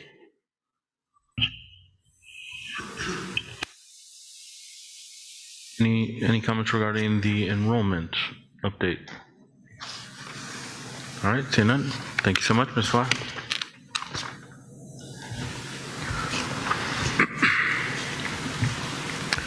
Our next report is our board attorney's report. Anything, Mr. Corey? I don't have anything for you, Mr. Chairman. Thank you.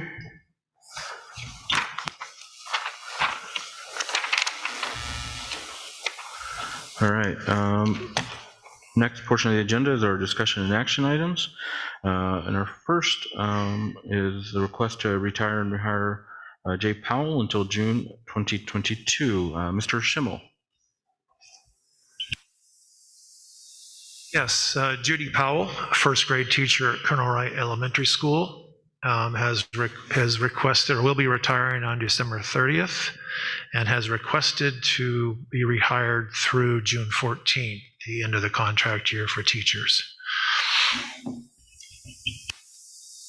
Any questions or discussion from what's presented by Mr. Schimmel?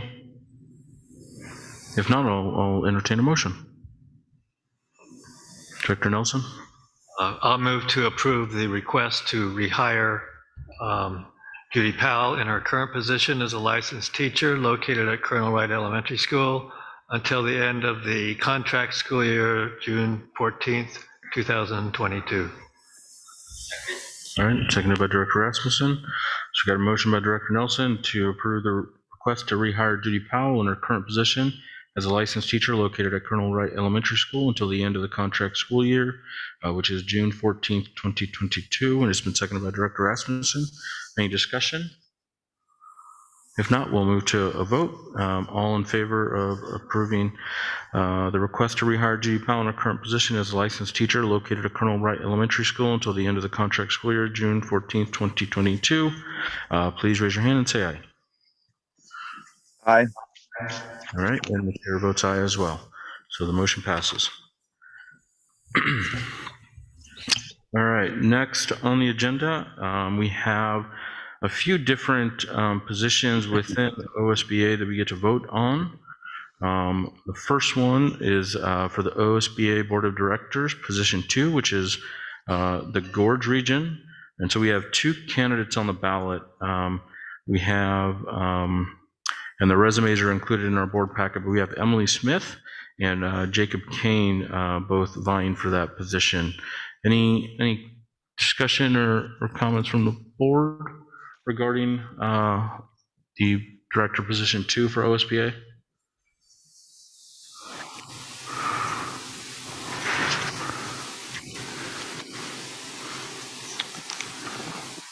I guess I will start off by saying, in terms of comparing the two, I was really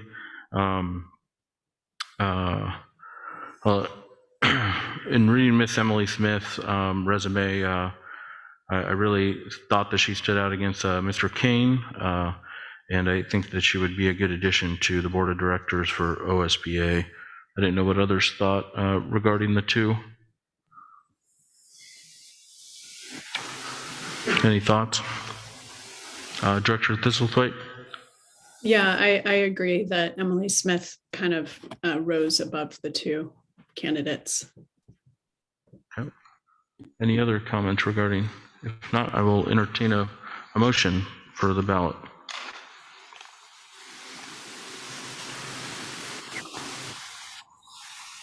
Chair Aparicio, I move to nominate Emily Smith for our vote for the ballot for OSBA Board of Directors, position 2. Thank you, Director Richardson. Do I have a second for that nomination? I second it. All right, second from Director Stevens. So any discussion regarding Miss Emily Smith's nomination for OSBA Board of Directors, position 2?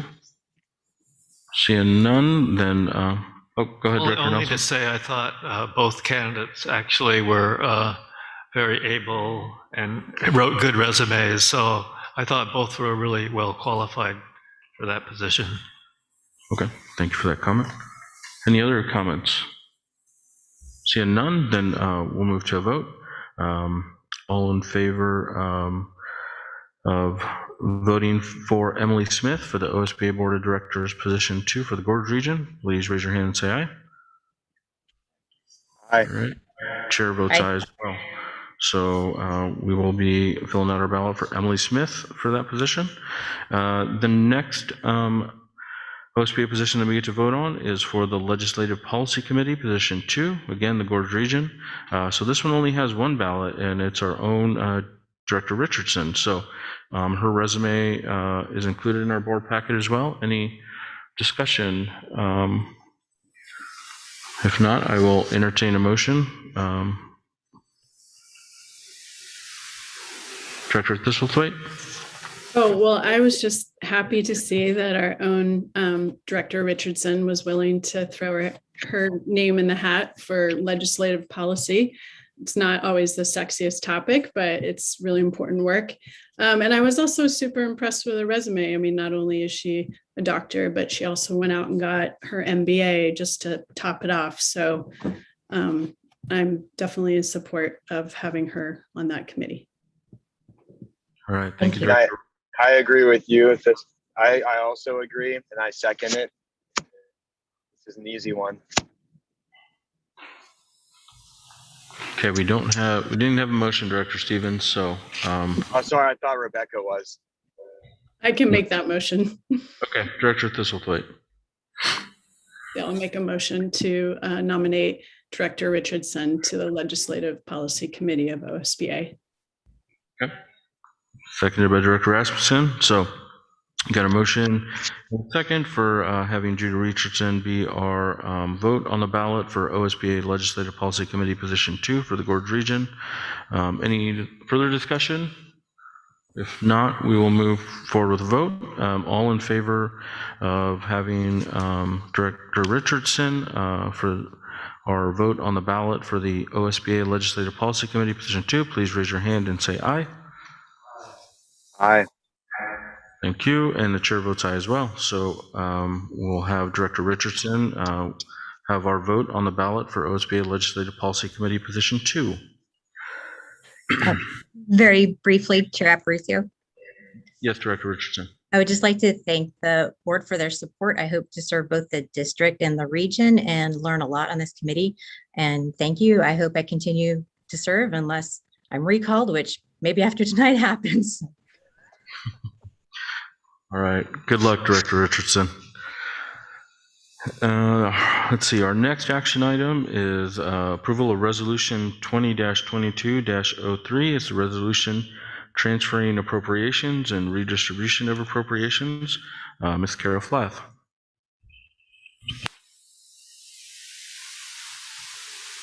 Mr. Chairman, members of the board, just bringing forward again, a adjustment for categories and function levels of just, we initially budget and estimate where we think we're going to spend these, and then when the actual expenditures come in, it's just a little different line item sometimes. And the one that might particularly stand out is the enterprise zone funds, and in the past, there is traditionally not been such high dollar, but it's actually a capital outlay project, which is the HVAC unit at the high school, the gym. So it does qualify for a different level of expenditure. So it wasn't something we weren't anticipating or expecting, just in the wrong function, so to say. So just requesting your approval. All right, any questions for Ms. Flath on the appropriation?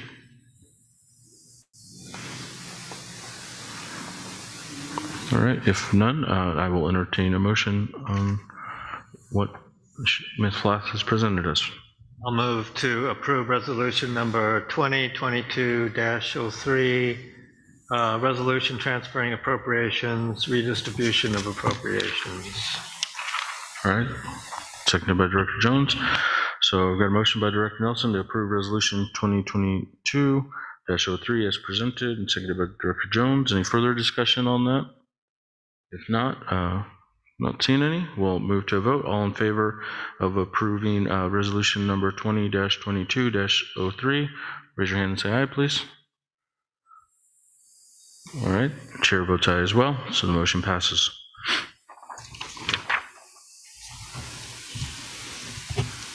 The next action item is approving funding for cafeteria space at Chenoweth Elementary. Ms. Flath, again.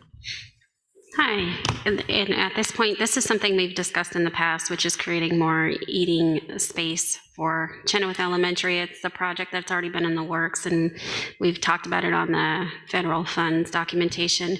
However, anything that's spent out of the ESSER funds are supposed to be brought to the board, so I've collectively put these as an estimation. So far we have concreted the garden area at Chenoweth Elementary, and we have a windbreak on the side, and then we're bringing in an awning, and at some point we will have picnic tables, I hope, and have a nice little seating area sometime soon, I hope. So in total, that project's estimated about $50,000, so just requesting your approval for that to come out of the ESSER funds. Thank you for that. Any questions for Ms. Flath? All right, if not, I will entertain a motion. Director Rasmussen? I will make a motion to approve funding for cafeteria space at Chenoweth Elementary School. All right, do I have a second? Second by Director Richardson. So I've got a motion by Director Rasmussen to approve the Chief Financial Officer be approved to spend up to $50,000 of the ESSER 2 funds and approve contracts for the Chenoweth Cafeteria Eating Garden Area. And seconded by Director Richardson. Any further discussion on this topic? Seeing none, we'll move to a vote. All in favor of approving the motion, please raise your hand and say aye. Aye. And the chair votes aye as well, so the motion passes. All right. Our next action item is the awarding of the contract for purchase of district cameras. Ms. Flath? Thank you. And again, this is all the same money I spent last month, so just bringing it all back to you. So this particular one, you approved spending up to $240,000 for cameras. We did receive 3 bids. The lowest bid was by far the lowest bid and the most compatible with our existing infrastructure. And that doesn't mean that we're going to go with SHI for $200,000. I think it's $197,000 and change. However, we do have wiring and infrastructure things that we need to change, so the additional $40,000 that you approved will go towards that. So I'm just asking for approval to award the up to $200,000 contract for SHI for the approval of cameras. Any questions for Ms. Flath on this action item? All right, seeing none, then I will entertain a motion. I move to authorize the Chief Financial Officer to award $200,000 to contract to SHI for the purchasing of cameras. All right, do I have a second? I'll second it. All right, Director Stevens. So motion by Director Nelson to authorize the Chief Financial Officer to award a $200,000 contract to SHI for the purchasing of cameras, seconded by Director Stevens. Any further discussion on this item? Seeing none, then we'll move on to a vote. All in favor of approving the authorization of Chief Financial Officer to award a $200,000 contract, to SHI for the purchasing of cameras, please raise your hand and say aye. Aye. And the chair votes aye as well. So the motion passes. Thank you, Ms. Flath. All right. So it is 8:05, consistent with our operating protocols. I just want to check in with the board members. We still have a number of policy updates as a result of this last legislative session that creates changes to the language. Do we need a recess before we continue, or is everyone okay continuing moving forward? Anyone need a break? Nope. Okay, then we will continue forward. So first off is a first reading on a few different school board policies. So first is policy ACB, which is the All Students Belong. So this update is a result of changes made by the Oregon Legislature and the Oregon State Board of Education over the past several months. House Bill 2697 is taken into effect on January 1st, 2022. So we'll have our first reading this meeting and our second reading and adoption in December. Any questions regarding the updated language that as a result of the Senate bill?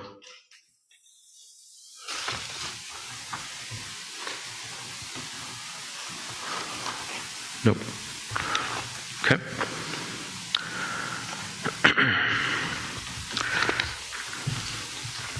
Okay. The next policy with updates is policy CM, and that's compliance and reporting on standards. And so this is the Division 22 compliance reporting. And so the changes result from an updated rule adopted by the State Board of Education. So it revises a report that was previously due in February the 1st to November 1st of each school year. So the revised rule also adds a requirement to present the report orally at a board meeting and allow public comment on the report. So this was one of those things that we updated in our calendar, if you guys recall. So normally we hear it later in the year. We heard it at our October meeting so that we were in compliance with that November 1 deadline. But any questions or discussion around the new language and the date change? Okay. And then I'll move to a second reading next month. Next policy is policy GBA, the Equal Employment Opportunity.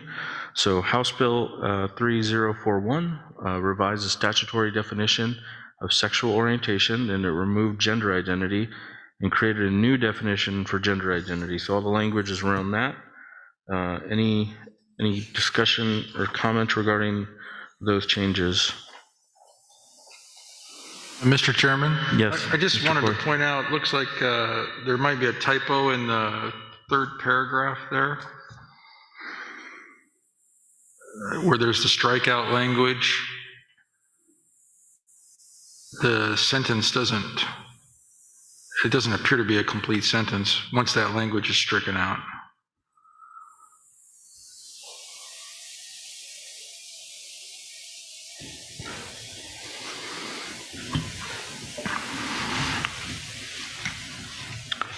Can you read this? I'm not following. Can you read the line that you're referring to? Yeah, I'm looking at paragraph 3.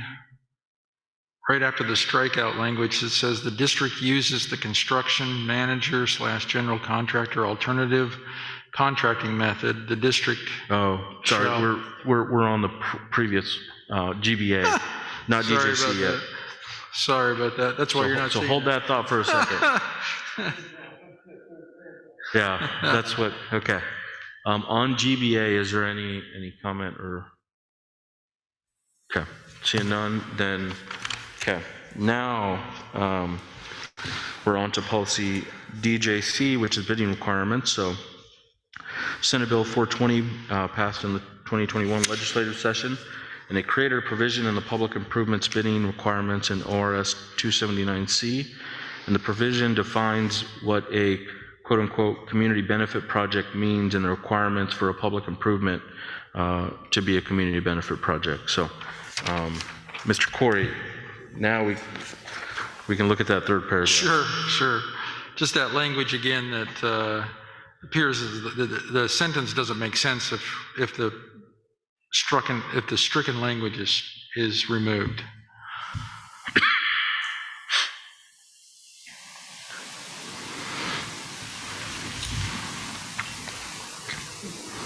There's also a comma in there right before it says method, comma, and then capital T, and that's error as well.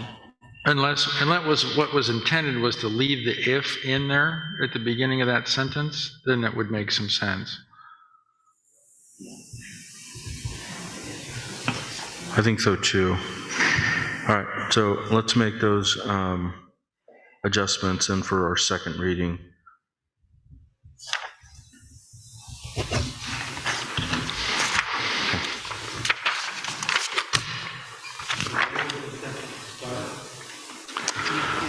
The word if. With the word if that's strucken out.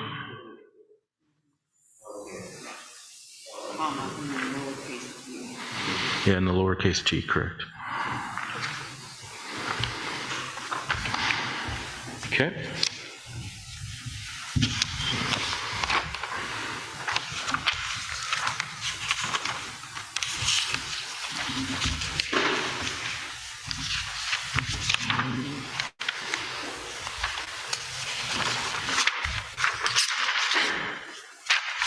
All right.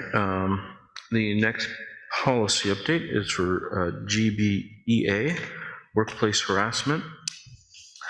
So House Bill 3041 revises statutory definition of sexual orientation, removed gender identity, and created a new definition for gender identity. So, and this is also a fully new policy, which we did not have previously. Any discussion or comment on this policy for workplace harassment?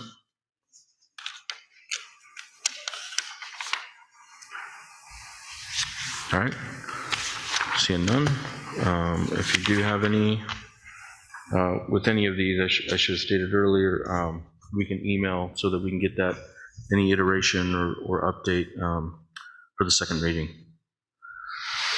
So that was the last of the first readings, and so now next we have the second reading policies. So first one that we have is policy AC, and that's non-discrimination. And John, we did correct the spelling on the word, so that has been updated on policy AC. Any further discussion on this update to the non-discrimination policy?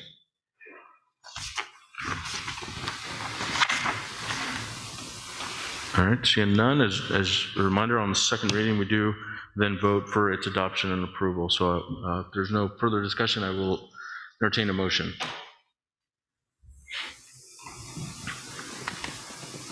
I'll move to adopt policy AC on non-discrimination as presented. All right, do I have a second? I'll second. Okay. All right, it's been moved by Director Nelson to approve policy AC, non-discrimination, as presented, and seconded by Director Richardson. Any further discussion on this updated policy? All right, seeing none, we'll move to a vote. All in favor of approving policy AC, non-discrimination, as presented, please raise your hand and say aye. Aye. And the chair votes aye. So the policy is adopted.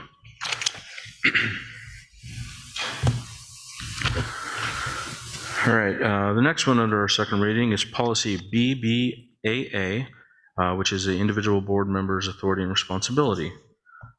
Any questions or discussion regarding the language updates here?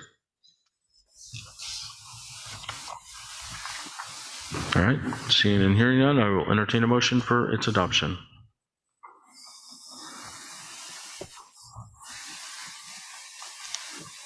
I move to adopt policy BBAA, individual board members' authority and responsibilities as presented. All right, do I have a second?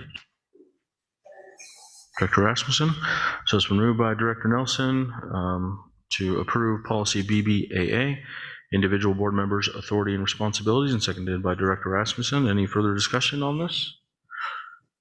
Seeing none, then we'll move to a vote. All in favor of approving policy BBAA, individual board members' authority and responsibilities, please raise your hand and say aye.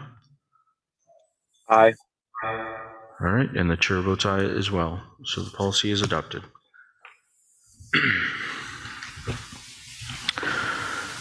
Next, we have policy BD/BDA, board meetings. So this again is a fully new policy for the district, just regarding the types of board meetings that we have. Any discussion around this new policy? Mr. Corey? Again, just a couple of items there. If we're going to keep looking at the first footnote, if we're going to keep that language, which appears as though we're keeping, as we struck out the brackets up in the second paragraph, then it refers to footnote 1, those brackets should be taken out at the beginning, at the end of that footnote as well, if that makes sense. So in other words, the brackets around the footnote need to be removed. Yeah, at the start and the end. And the same thing with regard to the second page, footnote 4 also has some brackets, both in the text at the top of the page and down at the footnote. So if the footnote's going to be left, we need to take those brackets out. Okay.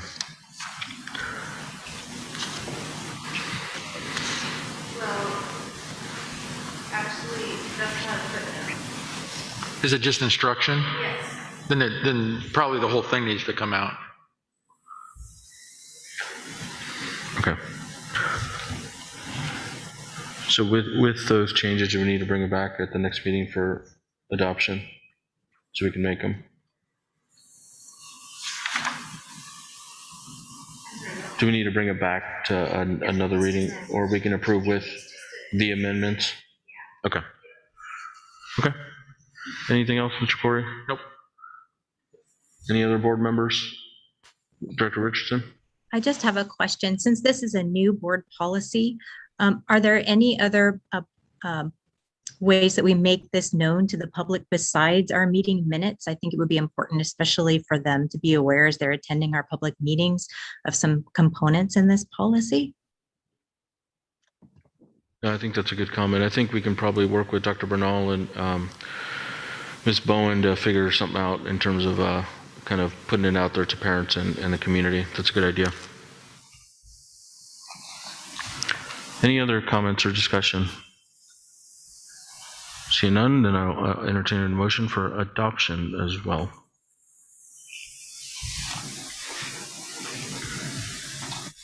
I'll make a motion to adopt policy BDDH, public participation in board meetings. That's the next one, Director Richardson. We're on policy BD/BDA, board meetings. So I'll make a motion to approve policy BDBDA, board meetings. Are you sure you want me for the legislative policy committee? I can't even get these straight. All right, do I have a second? Seconded by Director Jones.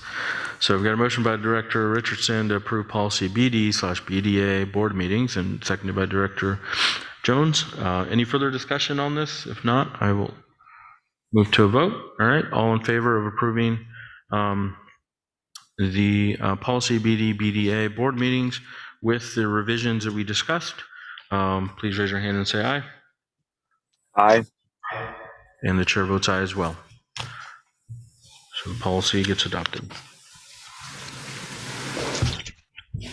Okay, the next one is policy BDDH, public participation in board meetings. And I do want to point out one update that we did. If you look on page 3 of 3, Under the section that is titled Procedures Written for Comment, or excuse me, Procedures Written or for Written Comment. To be consistent with the instructions that we publish and also have on our agendas, we added the public comments email address for consistency. So you'll notice that that's highlighted in blue. So that is an update that was made to the policy. So I wanted to highlight that for you guys. With that, any discussion or comment? Mr. Corey? Just one thing in that same paragraph. In our notices that we're publishing, we're telling people that if they want to give written comment, that they need to do so by 4 p.m. on the day before the meeting. But in this paragraph right here for written comments, it says 24 hours, and our school board meetings start at 6. So we either need to pick the 24 hours or we need to pick the 4 p.m. date and have it be consistent in both areas. Yeah, that's a good comment. I think hearing that, I'd like to keep the consistency with how we publish it and make sure that it's aligned with 4 p.m. Everyone kind of feel the same. So we'll change the language. Instead of stating 24 hours, and it'll list a 4 p.m. cutoff time the day prior to the board meeting. Any other comments or discussion on BDDH? Director Thistlethwaite? Yeah, I'm just wondering, sorry, I'm pulling it open. On that top paragraph, the public has a right to attend public meetings held in open session.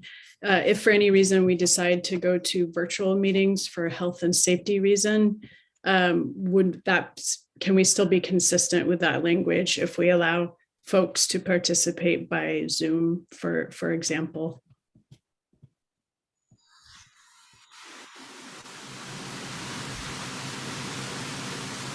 Anyone know? So sorry, which page? I'm trying to track which page you were referring to. It was the very first paragraph of. Yeah, it says the board invites the district's community members to attend board meetings, to become acquainted, blah, blah, blah. The public has a right to attend public meetings held in open session, blah, blah, blah.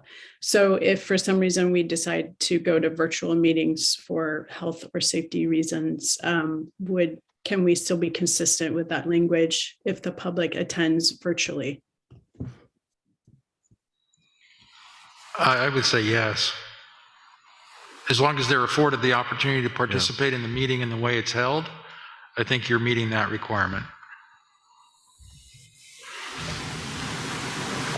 Okay. That makes sense to me. Any other comments regarding? All right, if not, then I will entertain a motion for adoption of BDDH with the 4 p.m. amendment.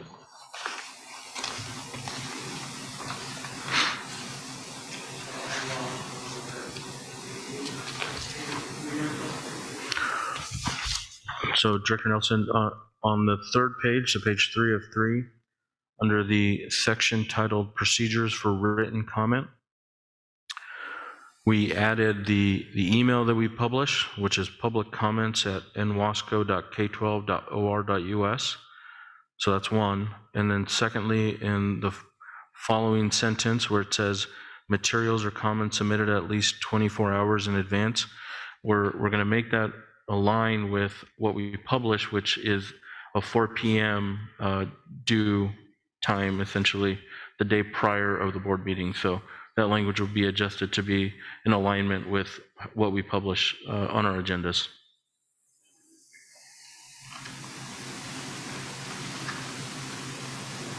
I move to adopt policy BDDH, public participation in board meetings, with the suggested changes. All right, do I have a second? Director Jones. Okay, got a motion by Director Nelson to adopt policy BDDH, public participation in board meetings, seconded by Director Jones. Any further discussions or comments on it? Seeing and hearing none, we'll move to a vote. All in favor to approve policy BDDH, public participation in board meetings with the amendments, please raise your hand and say aye. Aye. Aye. All right. Chair votes aye as well.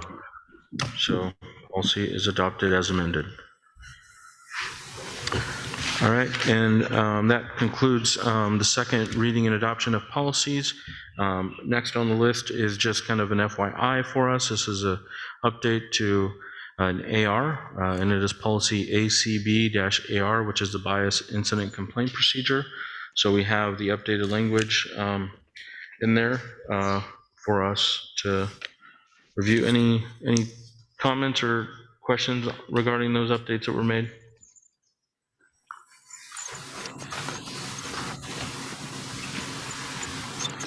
Okay.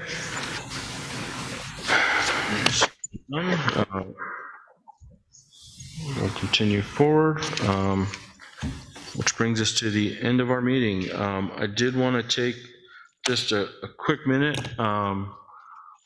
I know that next week we've got a full week off for our kiddos and our staff. I think it's very well deserved. All of you have done a tremendous job in this school year. I can't thank you enough for all the efforts that you've done to keep the kids in our buildings as we set out at the start of the school year. It's largely been successful in that regard because our kids are in our buildings and attending school as they should. And I just want to, again, thank everyone, and I hope you guys have a great time with your loved ones and family next week as we give thanks on Thanksgiving. So thank you, everyone, and with that, I will adjourn tonight's meeting. Thank you.